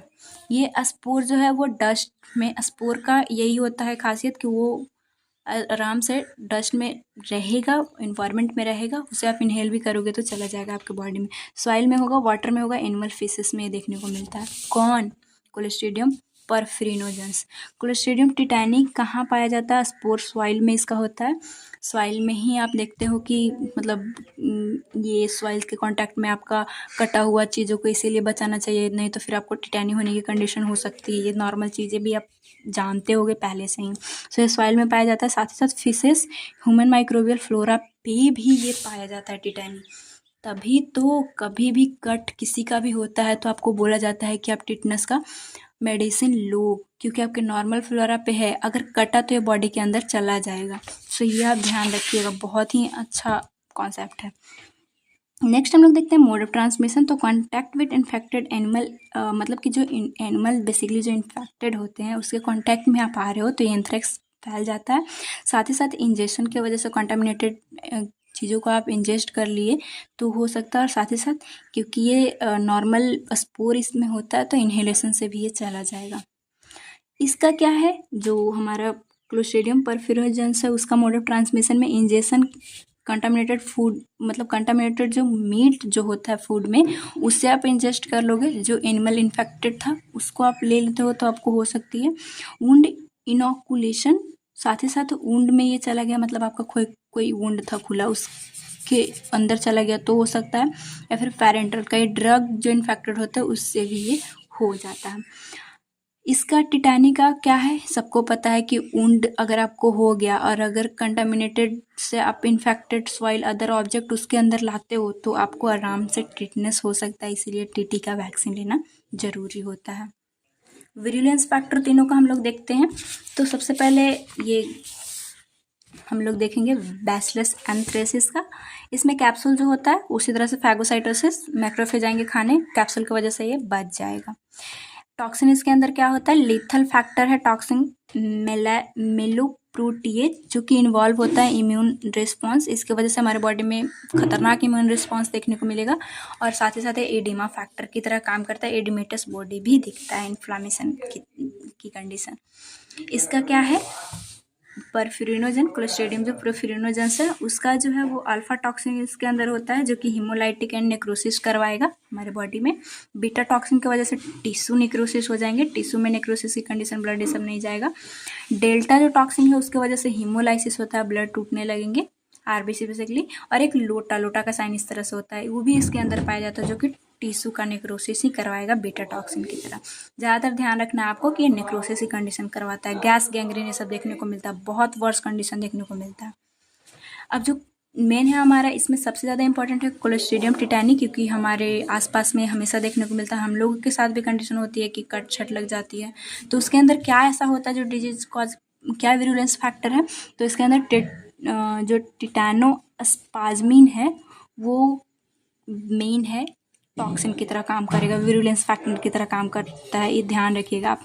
ये करता क्या है कि जो पेरिफेरल नर्व एंडिंग है जो ऐसे जो पेरिफेरल में रहता है, जैसे हैंड है तो पेरिफेरल में ये जो नर्व्स हैं उससे इन ट्रांसपोर्ट सीएनएस में जाएगा, सेंट्रल नर्वस सिस्टम में ये जाएगा ब्रेन में, एंड सिनेप्टिक जंक्शन पे जाके उसको ब्लॉक करता है। ब्लॉक न्यूरोट्रांसमीटर, मतलब कि ये जो जंक्शन है वो पेरिफेरल से, मतलब बैक्टीरिया गया और जंक्शन जो न्यूरोट्रांसमीटर जंक्शन उसको ब्लॉक करने का काम करता है, जिसकी वजह से मस्कुलर स्पाज्म इसमें देखने को मिलती है। न्यूरोट्रांसमीटर आएगा नहीं तो इस कंडीशन में बहुत वर्ष मसल का कंडीशन इसमें देखने को मिलेगा। अच्छा, डिजीज क्या कॉज करवाते हैं? तो जो बैसिलस एंथ्रेसिस है वो, अब जो बैसिलस एंथ्रेसिस है उसके वजह से नाम जैसा वो डिजीज कंडीशन जो कॉज करता है उसी पे बेसिकली साइंटिस्ट जो नाम भी रखते हैं। सो ये एंथ्रेक्स कॉज करवाता है। एंथ्रेक्स के बहुत सारे टाइप्स होते हैं, वो आपको जानना जरूरी है। सबसे पहले पल्मोनरी एंथ्रेक्स, जब इनहेलेशन के थ्रू ये बैक्टीरिया आपके बॉडी में चला गया। क्या कंडीशन देखने को मिलेगा जब पल्मोनरी एंथ्रेक्स रहेगा? तो शॉर्टनेस ऑफ ब्रीथ देखने को मिलता है, कफ देखने को मिलेगा, मलेज देखने को मिलेगा, फीवर, चेस्ट डिस्कम्फर्ट, ये सारे रेस्पिरेटरी सिस्टम से रिलेटेड कंडीशन आपको देखने को मिलेगी। एक होता है क्यूटेनियस एंथ्रेक्स। क्यूटेनियस एंथ्रेक्स में काला काला बॉडी पे बेसिकली दिखने लगता है। सो ये क्या होगा कि जिस एनिमल में बेसिकली ये एंथ्रेक्स वाला बैक्टीरिया रहता है उस एनिमल के कांटेक्ट में आप, हर एक एनिमल में नहीं होता, जो जिसके अंदर है वो उसी कांटेक्ट में आप आ गए तो वो हो सकता है उससे क्या देखने को मिलता है कि पेपिल्स देखने को मिलेगा, जिसमें पेन नहीं होता है, और साथ ही साथ ये जो है नेक्रोटाइज हो जाता है। सेंटर में आपको ब्लैक देखने को मिलेगा, पेन नहीं होगा लेकिन वो वर्स कंडीशन, वहाँ पे ऑक्सीजन सप्लाई रुक जाती है, नेक्रोसिस की कंडीशन देखने को मिलता है। क्यूटेनियस एंथ्रेक्स ऐसा हो इसके कंडीशन में। एक आता है इंटेस्टाइनल एंथ्रेक्स, जब आप इंजेस्ट कर जाते हो रॉ और पर्शियली कुक्ड जो मीट होते हैं, जैसे एक जो एनिमल था जिसको आपने खा लिया उसको एंथ्रेक्स था, आप अच्छे से उसे कुक नहीं किए अच्छे टेम्परेचर पे जिससे बैक्टीरिया नहीं मारा और उसको आप खा लेते हो तो इंटेस्टाइनल एंथ्रेक्स होगा। इंटेस्टाइन में जाके वो एंथ्रेक्स कॉज हो जाएगा, मतलब उसको मतलब ये चिरफार है उसके वेसल्स को डैमेज करने लगेगा। नेक्स्ट आता है जो हमारा कोलेस्ट्रीडियम प्रेफिरिनोजेंस है, वो ये भी बहुत वर्स कंडीशन कॉज करवाता है, गैस गैंग्रीन करवा देगा, वहाँ पे पूरी तरह से ब्लड सप्लाई रुकवा देता है। होता क्या है कि जो टॉसिंग इफेक्ट है, अल्फा बीटा गामा लोटा ये सब जो हम लोग देखे थे, वो कैपिलरी इंडोथेलियल सेल इंजरी, मतलब वो अफेक्ट उस कैपिलरी को पूरी तरह से करेगा, जिसके वजह से O2 का सप्लाई कम हो जाता है, साथ ही साथ pH भी लो हो जाता है। इसके बाद ग्रीनिश ब्लैक कलर वहाँ पे आपको देखने को मिलेगा, पूरा पैर एकदम फूला हुआ देखने को मिलता है। अच्छा, एक कॉन्सेप्ट आपको मे भी नहीं समझ में आया होगा कि पीएच क्यों लो हो जाता है, जैसे ऑक्सीजन का तो सप्लाई घटेगा तो पीएच कैसे नॉर्मल हुआ? O2 आ नहीं रहा है, CO2 जाएगा नहीं, तो पीएच तो लो होगा इन CO2 की वजह से। तो ये सारे कंडीशन में ऐसी कंडीशन देखने को मिलता है, ये आप नॉर्मल चीज़ें ध्यान रखना। फूड पॉइजनिंग भी एक करवाता है जो क्लोस्ट्रीडियम प्रेफिरिनोजेंस है, साथ ही साथ जो है वो नेक्रोटाइजिंग इंटेरिटाइटिस, जब जो बिटर टॉक्सिन था यहाँ पे आप देख रहे हो, ये जो है इसके वजह से जेजुनम और बेसिकली जो इलियम है वो अफेक्ट होते हैं। तो ये आप ध्यान रख लीजिएगा कि स्मॉल इंटेस्टाइन को भी ये अफेक्ट करेगा। टिटैनस जो क्लोस्ट्रीडियम टिटैनी है वो क्या करवाता है? सबसे पहले आप एक बात तो सुनी होगी कि जो मैसेटर लॉक जो वाला कंडीशन वो करवा देता है। कैसे? क्योंकि सबसे पहले ये नेक एंड मैसेटर जो मसल है चीक का उसको अफेक्ट करता है उस इनिशियली सबसे पहले, तब जो है वो उसके वजह से मतलब कि मैसेटर एंड नेक को अफेक्ट किया, जिसके वजह से रिजिड नेक देखने को मिलता है और लॉक जॉ की कंडीशन देखने को मिलती है। इसके बाद ये लेटर रेस्पिरेटरी मसल को ये करेगा, अफेक्ट करेगा। बैक मसल को भी ये स्पास्टिक रिजल्ट मतलब कंडीशन में ला देता है, जिसकी वजह से बहुत ही इंपॉर्टेंट है, बहुत बार कॉम्पिटिटिव एग्जाम में पूछा है कि ऑपिस्थोटोनस पोजीशन देखने को मिलती है। बॉडी एकदम इस तरह से पर्सन का हो जाता है, इतना ज़्यादा मसल स्पाज्म हो जाता है, बहुत खतरनाक कंडीशन हो जाती है। सो आप इसे ध्यान रख लीजिए क्योंकि ये नर्व को अफेक्ट करता है। कई बार तो रेस्पिरेटरी मसल को भी स्पाज्म करेगा, जिसकी वजह से डेथ तक भी कंडीशन हो सकती है, सांस लेने में प्रॉब्लम होगा तो। नेक्स्ट आता है डायग्नोसिस। डायग्नोसिस क्या है कि स्पेसिमेन लो के आप सबसे पहले ये जो हमारा एंथ्रेक्स बैसिलस का सबसे पहले हम लोग देख रहे हैं, तो ब्लड ले सकते हो, जहाँ पे मतलब कंडीशन ख़राब हो रही है वहाँ से आप ले लोगे।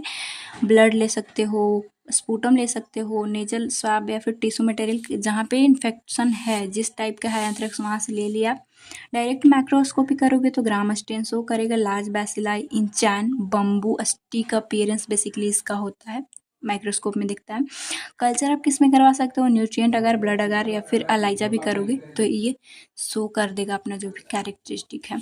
हम लोग क्लोस्ट्रीडियम पेरिफेरिनोजेंस को देखते हैं तो हम इसमें वुंड एक्सट्रैक्ट पस एंड इन्फेक्टेड टिश्यू आप ले सकते हो। ध्यान रखना स्पेसिमेन जो क्लिनिकल सिम्टम है, जहाँ जहाँ पे क्लिनिकल सिम्टम दिख रही है, जैसे गैस गैंग्रीन हुआ है, वहाँ से आप ले सकते हो स्पेसिमेन। और फिर आप जब माइक्रोस्कोप करोगे तो ग्राम पॉजिटिव बैसिलाई देखने को मिलेगा, क्योंकि हम लोग ग्राम पॉजिटिव बैसिलाई देख रहे हो, माइक्रोस्कोप में दिख जाएगा। इस तरह भी आप एग्जाम में लिख सकते हो, क्योंकि ये चैप्टर बहुत बड़ा, बहुत कंफ्यूज हो गया। तो नॉर्मल से चीज़ें बेसिक कॉन्सेप्ट लगा के कि अगर हम ग्राम पॉजिटिव बैसिलाई लिख रहे हैं तो हम डायरेक्ट माइक्रोस्कोपी करेंगे तो हमें ऑफकोर्स जो है वो दिखेगा, ग्राम पॉजिटिव बैसिलाई दिखेगा। कल्चर करवाते हैं कहाँ पे, एनोरेबिक कंडीशन में करवाना होगा, ब्लड अगार में, तो कंप्लीट हिमोलाइसिस बेसिकली शो करता है। सबसे ज़्यादा इंपॉर्टेंट है निगलर रिएक्शन। निगलर रिएक्शन इसका कॉन्फर्मेटरी टेस्ट है, बेसिकली ये बहुत बड़ा है, जिसके अंदर एंजाइम लेसिथिनेज को देखा जाता है, अल्फा टॉक्सिन को, फिर कैसे एगुलेट, ये सब कंडीशन हो जाती है। ये टॉपिक बड़ा है, इसको समझने के लिए प्रोसीजर समझना पड़ेगा, लेकिन ध्यान रखने के लिए आप रख लेना, क्योंकि कॉम्पिटेटिव में पूछता है कि निगलर टेस्ट जो है वो क्लोस्ट्रीडियम पेरिफेरिनोजेंस का कॉन्फर्मेटरी टेस्ट है। एक आता है क्लोस्ट्रीडियम टिटानी। क्लोस्ट्रीडियम टिटानी के लिए आप स्पेसिमेन में, मतलब सैंपल जो लैब में भेजोगे तभी तो आप डायग्नोसिस कर पाओगे। तो वुंड स्वैब टिश्यू बायोप्सी आप ले सकते हो। डायरेक्ट स्कोप करोगे, डायरेक्ट माइक्रोस्कोप जब करोगे तो वहाँ पे ग्राम पॉजिटिव बैसिलाई दिखेगा, थीन रॉड ये भी दिखेगा। Culture nutrient agar and blood agar में करवा सकते हो, बेसिकली बीटा हिमोलाइटिक शो करता है। तो ये सारी चीज़ें से आप पता कर सकते हो कि हाँ क्लोस्ट्रीडियम टिटानी ही। ट्रीटमेंट देख लेते हैं तो एंटीबायोटिक थेरेपी दे सकते हैं, जिसमें सिप्रोफ्लॉक्सिन, इरिथ्रोमाइसिन, डॉक्सीसाइक्लिन एंड क्लोराम फेनिकॉल, ये सारी चीज़ें एंटीबायोटिक के रूप में दोगे तो ये बैक्टीरिया मरेगी। क्लोस्ट्रीडियम परफिरिनोजेंस का अगर देखें तो सर्जिकल रिमूवल करना पड़ता है, जो नेक्रोटाइज टिश्यू हो गए हैं, सर्जिकल उसे रिमूव सर्जरी के थ्रू करना होगा डैमेज टिश्यू को। एंटीबायोटिक दे सकते हो पेनिसिलिन, मेट्रोनिडाजोल एंड क्लिंडामाइसिन, इससे कंडीशन ठीक होगी। इस टिटनस में क्या होगा कि टिटनस इम्यूनोग्लोबिन जो टीटी का टीका है वो दिलवाना पड़ता है, इंटर आईवी बेसिकली दिया जाता है। सपोर्टिव थेरेपी में आप मैकेनिकल वेंटिलेशन दे सकते हो, क्योंकि आप देखे थे रेस्पिरेटरी मसल को भी इफेक्ट कर रहा था। अगर नीडेड है तो बेसिकली हर एक में ऐसा नहीं कि रेस्पिरेटरी को अफेक्ट ही कर दिया, वो सांस लेने में प्रॉब्लम ही होगी। अगर वो उसको रेस्पिरेटरी मसल को अगर अफेक्ट कर दिया वो बैक्टीरिया तो आपको वेंटिलेशन देना है। नेक्स्ट आता है एंटीबायोटिक, जो है ध्यान रखिएगा कि यूजफुल नहीं है। जैसे पेनिसिलिन एक मेरे सिस्टर हम लोग देखे थे, तो एंटीबायोटिक नॉट यूजफुल है तो हम लोग क्या देंगे, फिर बेंजोडाइजेपिन्स दे सकते हैं। इतना आपसे आपकी यूनिवर्सिटी में नहीं पूछेगा, लेकिन मैं पढ़ाती हूँ तो मेरा ध्यान मतलब ये रहता है कि आपको डीप चीज़ें पढ़ा सकूँ। ये जो सारी चीज़ें हैं ना, ये बहुत अच्छे से कॉम्पिटिटिव में पूछता है। कभी भी आप मतलब टारगेट है ये सब लेके बैठना, वहाँ पे ये चीज़ें आपको देखने को मिलेगी, ऐसी ऐसी चीज़ें पूछती है। सो आप ध्यान रख सकते हो तो रख लेना, जिनको नहीं समझ में आए तो आप स्किप कर सकते हो। बेसिकली कैसे ध्यान रखना है, आप एक टॉपिक उठाना और एक एक के लिए, क्योंकि ये चैप्टर बड़ा है, माइक्रोबायोलॉजी में 4 ही तो चैप्टर है, उसके लिए तो आपको मेहनत करना ही होगा। तो आप ग्राम पॉजिटिव में एक कौन कौन से बैक्टीरिया आते हैं, कुछ कुछ बातें याद रख लेना, उतना में भी एग्जाम में पेज तो भर जाएगा एग्जाम का, जहाँ तक बात रहा। तो नेक्स्ट हम लोग प्रिवेंशन देख लेते हैं। तो एंथ्रेक्स का prevention, animal product must be autoclave properly. जो इन्फेक्टेड होते हैं, आप जान तो नहीं रहे हो कौन सा इन्फेक्टेड है, तो सबसे अच्छा है कि जब भी आप एनिमल प्रोडक्ट यूज करो तो अच्छे से उसे ऑटोक्लेव कर लो, अच्छे से उसे घर में सब कर लो। डोमेस्टिक एनिमल जो है इम्यूनाइज, एंथ्रेक्स का टीका चल रहा था, गाँव में पड़ रही थी, तो वो जो एनिमल रखते वो इम्यूनाइज होना चाहिए। प्रॉपर फूड, और ये जो हमारा परफिरिनोजेंस है वो ध्यान रखना है कि फूड के वजह से, फूड में बेसिकली ये ग्रोथ जो कर जाता है, तो अच्छे से आपको रेफ्रिजरेट करना है। और अगर आप फ्रिज से निकालते हो तो प्रॉपर हीट करना है, जिससे वो है भी बैक्टीरिया क्लोस्ट्रीडियम पेरिफेरिनोजेंस तो वो किल हो जाए। साथ ही साथ वुंड मस्ट भी प्रॉपर क्लीन, किसी वुंड जब हो गया है तो उसे क्लीन करके रखना है।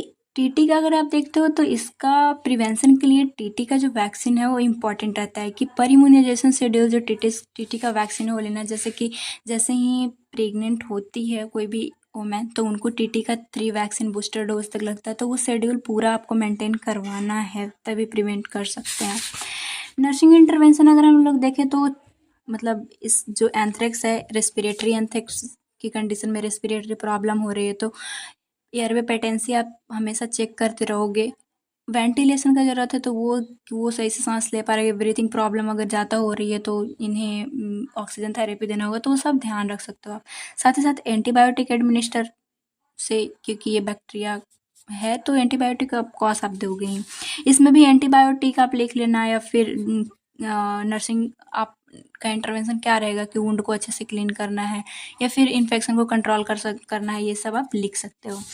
इसमें क्या करना है, जो टिटैनी है उसका आप नर्सिंग इंटरवेंशन क्या है कि नोट हिस्ट्री कि मतलब उनको अगर टेटनस की कंडीशन हुई है तो क्या कट गया था या फिर बर्न हो गया था या फिर इनका इम्यूनिटी वीक है जो कि नॉर्मल फ्लोरा का ही बैक्टीरिया उनको अफेक्ट कर रहा है, तो वो सारी चीज़ें आप सबसे पहले हिस्ट्री लोगे। इसके बाद मॉनिटर करना है, क्या मॉनिटर करना है, रेस्पिरेटरी सिस्टम को आप देखोगे, नर्वस सिस्टम के सिम्टम्स को देखोगे, या फिर वो जो नर्व्स को ही क्योंकि ये अफेक्ट कर रहा है, तो ये सारी चीज़ों को आप देख सकते हो।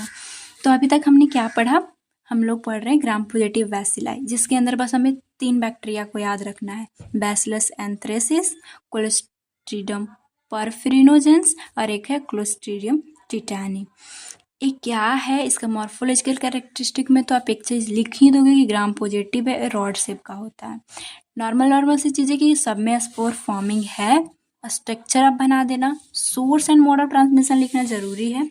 नर्सिंग इंटरवेंशन आप ऐसे ही क्लिनिकल सिम्टम्स से ही आपको याद रह जाएगी, और ट्रीटमेंट में एंटीबायोटिक थेरेपी का ध्यान रख लेना आप। जो टिटनेस है टीटी का वैक्सीन 2 इम्पॉर्टेंट है, ये बेसिकली ग्राम पॉजिटिव बैसिलाई में ही आता है। मतलब एग्जाम के लिए नहीं भी लिखोगे तो चलेगा, लेकिन कभी एमसीक्यू पूछे तो ध्यान रखना कि एक क्लोस्ट्रीडियम बॉटिलिज्म होता है जो कि बॉटिलिज्म डिजीज कॉज करवाता है बेसिकली चिल्ड्रन में। ये क्या होता है कि ए फेब्राइल कंडीशन, मतलब इसमें फीवर नहीं होता है, लेकिन with inhibition of cranial nerve function communication problem, जिस बच्चा को ये बॉटलिज्म होता है, एक बार ये पैंडमिक की तरह हो गया था, तो वो बच्चा बोल नहीं पाता है।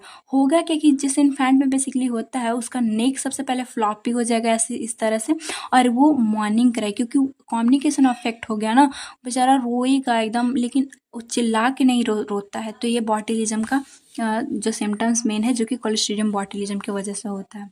एक आता है कॉर्निबैक्टीरियम डिप्थेरिया, जो कि ये भी ग्राम पॉजिटिव बैसिलाई है जो डिप्थेरिया कॉज करवाता है। बहुत बार आप नाम सुनेंगे, इसलिए मैं लिख भी ली हूँ कि ये फेरेंजाइटिस, हाइपोक्सिया, सर्वाइकल लिम्फेडिनाइटिस कॉज करवाएगा, बेसिकली नेक में स्वेलिंग और बुल नेक दिखता है, और साथ ही साथ फीवर की कंडीशन रहती है, तो ये भी आप ध्यान रख लेना। ऐसे में ग्राम पॉजिटिव जो बैसिलाई है उसके अंदर 5 बैक्टीरिया बताई, लेकिन 3 सबसे ज़्यादा इंपॉर्टेंट था, एंथ्रेसिस वाला, परफिरिनोजन एंड टिटैनी वाला। जब भी आप पढ़ोगे तो 3 को रिवाइज अच्छे से कर लेना। हम लोग लास्ट देख लेते हैं बैक्टीरिया का, ग्राम निगेटिव जो बैसिलाई है उसके बारे में। ग्राम निगेटिव में आपको 3 को याद रखना है। स्टेनिंग में बेसिकली कैसा दिखेगा, पिंक कलर का रॉड शेप का बैक्टीरिया। ध्यान रखना इसेरिया कोलाई, शिगेल्ला डिसेंट्री, साल्मोनेला टाइफी, तीनों इंपॉर्टेंट है। आपको इसका नाम रोज सुनते होंगे, हॉस्पिटल में देखने को मिलता है। सो इसेरिया कोलाई का मॉर्फोलॉजिकल कैरेक्टरिस्टिक देखें तो ग्राम निगेटिव बैसिलस है, नॉन कैप्सुलेटेड है और मोटाइल होता है। इसमें पेरिट्राइकस, इसके जो बेसिकली सेल वाल पे सभी जगह फ्लैजिला पाया जाएगा।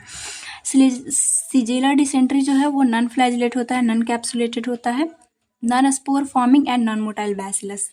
ये टर्म्स आपको याद ही करना पड़ेगा। नेक्स्ट आता है जो साल्मोनेला टाइफी, जो कि टाइफॉइड फीवर कॉज करवाता है, वो भी नॉन कैप्सुलेटेड होता है, नॉन स्पोरिंग होता है। फैकल्टेटिव एनारोब्स मीन्स कि ऑक्सीजन के प्रेजेंस और ना प्रेजेंस दोनों में जिंदा रह सकता है। टेम्परेचर 37 डिग्री, pH 6 से 8 पे ग्रो करेगा। हमारे देख सकते हो हमारे बॉडी के टेम्परेचर पे अच्छे से ग्रोथ कर रहा है। ये डिजीज पैथोजेनिक यहाँ से ही साबित हो जाता है। मोड ऑफ ट्रांसमिशन क्या है कि ये water borne and food borne है, इंजेक्शन के थ्रू बेसिकली ये फैलेगा। फीकल और ओरल रूट दोनों का ध्यान रखिएगा कि जो शिगेल्ला डिसेंट्री और साल्मोनेला टाइफी है, बेसिकली कंपैरिजन करके याद रखोगे। बहुत सारे बैक्टीरिया के बारे में पढ़ रहे हो तो टेबल के फॉर्म में याद रखोगे तो अच्छा रहेगा। बेसिकली एग्जाम में आपको टेबल के फॉर्म में नहीं लिखना है, एक एक बैक्टीरिया के बारे में सब कुछ लिखना है ताकि आपका पेज भी अच्छे से भर जाए। और आजकल तो पेज भी नहीं मिल रहे यूनिवर्सिटी में, तो आप अच्छे से टेबल बना लेना, अच्छे मार्क्स मिलेंगे। सो ये भी फीकल ओरल रूट के थ्रू फैलता है, ट्रांसमिटेड फूड एंड वाटर के थ्रू, क्योंकि बेसिकली आप इंजेस्ट क्या कर रहे हो, फूड ही तो, फूड की वजह से बेसिकली ये होगा ना। यहाँ से ही कॉन्सेप्ट क्लियर हो जा रहा है। Food and water borne direct animal contact से भी हो सकता है, और साथ ही साथ जिनको हुआ है पर्सन के कॉन्टैक्ट के वजह से भी साल्मोनेला टाइफी, उसकी रुमाल यूज़ करने से, उसके टॉवेल यूज करने से, उसके बेड पे आप सो गए जिनको टाइफाइड है, तो भी ये हो सकता है। विरुलेंस फैक्टर इसमें टॉक्सिन है, जो इसेरिया इकोलाई है। इकोलाई आप ध्यान रख लेना, नॉर्मल फ्लोरा बेसिकली ये इंटेस्टाइन में पाया जाता है, लेकिन जब ये यूटीआई इन्फेक्शन, मतलब जब अगर ये यूरिनरी ट्रैक में चल जाए तो वहाँ पे यूटीआई कॉज करवाता है। ऐसे हमारे बॉडी के लिए सही रहता है, इसको हम लोग खाना देते हैं, ये हमारे डाइजेशन को सही करता है, लेकिन कभी कभी ये टॉक्सिन हो जाता है। कब होता है हम लोग देखते हैं। सो इसके लिए इसके अंदर क्या विरुलेंस फैक्टर होते हैं जो डिजीज कॉज करवा देते हैं बेसिकली यूरिनरी ट्रैक जैसे इन्फेक्शन, तो टॉक्सिन होते हैं, जिसका एक का नाम है हीमोलाइसिन, एक है इंटेरोटॉक्सिन। इंपॉर्टेंट रोल करता है। कभी कभी ये डायरिया जो कॉज करवा देता है, तो इन सब की वजह से डायरिया भी कॉज हो सकता है। सरफेस एंटीजन जो इसका है वो विरुलेंस पावर प्रोवाइड कर, इसके सरफेस पे बेसिकली एंटीजन होते हैं जो कि विरुलेंस पावर इसको प्रोवाइड करते हैं। हम लोग देखते हैं जो सीजेला डिसेंट्री बहुत ही इंपॉर्टेंट है, वो जो डिसेंट्री कॉज करता है जिस जो कि स्टूल में बेसिकली ब्लड ऐसा जो आपको देखने को मिलेगा। उसके अंदर क्या होता है, इससे कॉम्पिटेटिव एग्जाम में क्वेश्चन आया कि सीगाटॉक्सिन होता है सीजेला डिसेंट्री में, यही सेल का लाइसिस करता है, तो ये आप ध्यान रखिएगा। इंडोटॉक्सिन जो कि इरिटेशन करता है इंटेस्टाइन को, जिसकी वजह से अल्सर भी इंटेस्टाइन में हो जाती है। इस जो सीजेला डिसेंट्री है, इसके अंदर एक एक्सोटाइसिन होता है जो कि साइटोटॉक्सिन, जो सेल जो है उसको ये डैमेज करेगा। अब जो साल्मोनेला टाइफी है, इसके अंदर 3 एंटीजन होता है, ध्यान रखिएगा। साल्मोनेला टाइफी इंपॉर्टेंट है। इसके अंदर एच एंटीजन होता है जो कि flagella immunogenic induce antibody production, मतलब ये फ्लैजिला जो है, फ्लैजिला पे एच एंटीजन रहेगा और ये इम्यूनोजेनिक होता है, हमारे बॉडी से एंटीबॉडी ये प्रोड्यूस करवाता है। एक होता है वो एंटीजन जो कि सोमैटिक लेस इम्यूनिक दैन एच। ध्यान क्या रखना है आपको कि सबसे ज़्यादा इम्यूनोजेनिक जो है, इम्यून जो हमारा इम्यूनिटी रिस्पॉन्स दिलवाएगा वो है एच एंटीजन, उससे कम वो एंटीजन है। और एक वी एंटीजन आता है जो कि ऑन सरफेस पे रहता है, जो कि पुअरली इम्यूनोजेनिक रहता है। एक फ्लैजिला पे है, एक जो है वो मतलब फिर उसके नीचे आएगा, और वी जो है वो सरफेस पे आएगा। सबसे ज़्यादा इम्यूनोजेनिक जो इम्यून को हाइपर करेगा वो एज एंटीजन होता है, उससे सबसे कम ए वी आई एंटीजन होता है, तो ये आप ध्यान रख लेना। डिजीज क्या क्या कॉज करवाएगा, तो जो इकोलाई है वो यूरिनरी ट्रैक इन्फेक्शन करवाएगा, डायरिया भी करवा देता है, पायरोजेनिक इन्फेक्शन इन्फेंट में बेसिकली बहुत ज़्यादा फीवर इसकी वजह से आ जाती है, और एक सेप्टिसिमिया ब्लड में ये इन्फेक्शन कॉज करवा देता है। बेसिकली इंटेस्टाइन में तो अगर ज़्यादा इसका वर्स कंडीशन हो तो डायरिया कॉज करवाएगा। अगर इंटेस्टाइन से आगे जा रहा है तो यूरिन जो यूरिनरी ट्रैक है वहाँ पे यूरिनरी ट्रैक इन्फेक्शन करवाएगा, और ब्लड में सेप्टिसिमिया कॉज करवा सकता है। ये जो है वो जो सीजेला डिसेंट्री है वो सीजुलोसिस कॉज करवाता है। सीजुलोसिस क्या है, बैसिलरी डिसेंट्री। बैसिलरी का मतलब क्या है, ये बेसिकली जो बैक्टीरिया है उसी से लिया गया है। बैसिलरी डिसेंट्री करवाएगा, ये चीज़ें हैं क्या, तो डायरिया की कंडीशन, बार बार वो स्टूल पास करेगा, और उसमें आपको क्या देखने को मिलेगा कि हाँ ये सीजुलोसिस कंडीशन है, सीजेला की वजह से हुआ है, तो जो उनका स्टूल है वो ब्लड रहेगा उसमें, और साथ ही साथ बहुत ज़्यादा उस पर्सन को अब्डोमिनल क्रैम्प रहता है और फीवर भी रहता है, तो मीन्स कि उसको सीजेला डिसेंट्री वाली कंडीशन है। सिम्टम ऐसा शो करता है, डिजीज कंडीशन ऐसा होगा। और साल्मोनेला टाइफी का तो सब कोई जानता है कि ये टाइफॉइड फीवर करवाता है, इंटेस्टाइन में अफेक्ट करता है। इंटेस्टाइन को बेसिकली टाइफॉइड जो है वो अफेक्ट करता है, क्योंकि आप देख रहे हो कंटामिनेटेड फूड वाटर ये सबसे ये होता है, तो इसलिए इसे इंटेरिक फीवर भी बोलते हैं, ध्यान रखिएगा आप। कैसे पता करोगे, लैब डायग्नोसिस करना पड़ेगा। तो लैब डायग्नोसिस में स्पेसिमेन कलेक्शन करोगे, सबसे पहले ब्लड सब लिए आप, इसके बाद माइक्रोस्कोपी करोगे तो ग्राम नेगेटिव बैसिलाई आपको दिखेगी। इसके बाद कल्चर करवा सकते हो, किसका हम लोग देख रहे हैं, इकोलाई का। तो ये न्यूट्रिएंट अगार पे कॉलोनी जो है सर्कुलर स्मूथ कॉलोनी दिखता है न्यूट्रिएंट अगार पे। मेकोंकी अगार पे करोगे तो पिंक कॉलोनी दिखाएगा, क्योंकि ये लैक्टोज फर्मेंटिक बैक्टीरिया है, यूनिट 2 में हम लोग पढ़ चुके हैं। अब हम लोग सीजेला का देखते हैं। तो ये स्पेसिमेन सबसे पहले आप लिए, इसके बाद डायरेक्ट माइक्रोस्कोपी करोगे तो ग्राम नेगेटिव बैसिलाई दिखाई देगा। ये कल्चर करवाते हो तो मेकोंकी अगार पे ये कलरलेस दिखेगा, क्योंकि ये फर्मेंट जो लैक्टोज है उसका फर्मेंटेशन नहीं करता है। अब ये जो टाइफॉइड है उसका डायग्नोसिस सबको पता है कि मतलब ऐसा, जैसे आप डॉक्टर के पास जाते हो तो फर्स्ट वीक जब रहता है, जैसे कि आपको बुखार है, फर्स्ट वीक में ब्लड कल्चर करवाया जाता है, पीसीआर पॉलीमरेज चैन रिएक्शन से पता किया जाता है कि हाँ साल्मोनेला टाइफी की वजह से ये प्रॉब्लम हो रही है। आप अपना रिपोर्ट एक बार देखना, आपके अगल बगल में भी ये कंडीशन जब भी बारिश का दिन आता है तो ये देखने को मिलता है। सेकेंड वीक में सीरोलॉजिकल टेस्ट परफॉर्म करवाते हैं डॉक्टर, जैसे कि विडाल टेस्ट, इसका कॉन्फर्मेटरी टेस्ट है। आप ये सीरोलॉजिकल टेस्ट में अच्छे से पढ़ोगे, सॉरी जो इम्यूनिटी वाले चैप्टर है सीरोलॉजिकल टेस्ट में ही बेसिकली आएगा। थर्ड वीक में आप जाते हो डॉक्टर के पास तो, या फिर थर्ड वीक में डॉक्टर स्टूल कल्चर करवाते हैं, बेसिकली वहाँ से वो स्टूल से वो पास होगा तो वहाँ पे दिखेगा। फोर्थ वीक में यूरिन कल्चर करवाते हैं, तो ये ध्यान रख लेना कि कौन सा वीक में क्या करवाया जाता है, कैसे डायग्नोसिस किया जाता है। नेक्स्ट आता है ट्रीटमेंट में आप सब में एंटीबायोटिक्स दोगे। एंटीबायोटिक्स का नाम याद रख लेना, इसमें नॉरफ्लॉक्सासिन, डीऑक्सीसाइक्लिन, रिहाइड्रेशन थेरेपी, ORS दोगे। इकोलाई की वजह से डायरिया की कोई कंडीशन हो रही है। यहाँ पे टेट्रासाइक्लिन, एम्पिसिलिन, कोट्रिमॉक्साजोल एंड क्विनोलोन्स आपको लेना होगा। यहाँ पे एंटीबायोटिक इसका सबको पता है जो साल्मोनेला टाइफी है, एजिथ्रोमाइसिन एंड सेफ्रॉफ्लॉक्सासिन इसका ड्रग ऑफ चॉइस में आता है। प्रिवेंशन कैसे करोगे? बेसिकली यहाँ पे ऐसा है कि कई बार क्या होता है कि कई लोगों को यूरिनरी ट्रैक इन्फेक्शन फेस भी किए होंगे, तो डॉक्टर भी बोलते हैं कि फ्लूइड इंटेक ज़्यादा कीजिए, जिसकी वजह से वो बैक्टीरिया फ्लो से ही बाहर से। तो इसमें आपको ध्यान रखना है कि अगर कोई अच्छा खासा पानी पीता है तो ये इकोलाई की वजह से इन्फेक्शन होने की चांसेस बहुत कम होती है। नेक्स्ट जो सीजेला कंडीशन है उसमें हाइजेनिक हैबिट रखना है, क्योंकि ड्रिंकिंग ये सबसे जा रहा है तो प्योर ड्रिंकिंग वाटर पे आपको ध्यान रखना है कि इस तरह की पानी पीना है हमें। नेक्स्ट आता है जो इम्पॉर्टेंट है साल्मोनेला टाइप, उसमें सेफ वाटर सेफ फूड, क्योंकि water and contaminated food and water के वजह से ही टाइफॉइड होता है। नेक्स्ट आता है नर्सिंग इंटरवेंशन। आप क्या करोगे जब ऐसी कंडीशन हॉस्पिटल में आपको देखने को मिले तो इकोलाई अगर आ रहा है पेशेंट तो उसमें ध्यान रखना है कि proper hand washing explain to patient जिनको है यूरिनरी ट्रैक इन्फेक्शन। उन जब भी वॉशरूम से आता है, खाना खाता है, बोलोगे कि अच्छे से आपको हैंड वॉश करना है।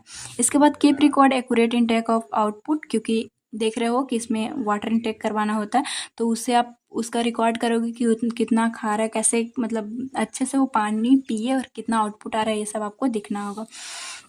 साथ साथ इलेक्ट्रोलाइट दोगे, क्योंकि इलेक्ट्रोलाइट इसमें भी लॉस होता है, तो ये भी आप ध्यान रख लेना। Check sign of dehydration, give IV fluid, मतलब कि जो सीजेला वाला कंडीशन है इसमें भी डायरिया की कंडीशन खतरनाक होती है, तो डिहाइड्रेशन की चांस होती है, तो आप IV फ्लूइड ये सब दोगे। स्टैंडर्ड सेफ्टी प्रिकॉशन आपको रखना है। साथ ही साथ ORS दोगे, आप लैक्टोज फ्री डाइट दोगे, क्योंकि इस कंडीशन में उनको लैक्टोज की वजह से भी प्रॉब्लम होती है। नेक्स्ट आता है स्टैंडर्ड सेफ्टी मेजर, जो साल्मोनेला टाइफी है उसमें आप हमेशा ग्लव्स सब यूज़ करोगे, हैंड हाइजीन अपना रखोगे, पेशेंट को भी बोलोगे। साथ ही साथ IV फ्लूइड, इलेक्ट्रोलाइट, एक कंडीशन आपको हॉस्पिटल में देखने को मिली होगी, तो उनका फ्लूइड ऐसा लॉस हो जाता है तो वो उनको देना रहता है।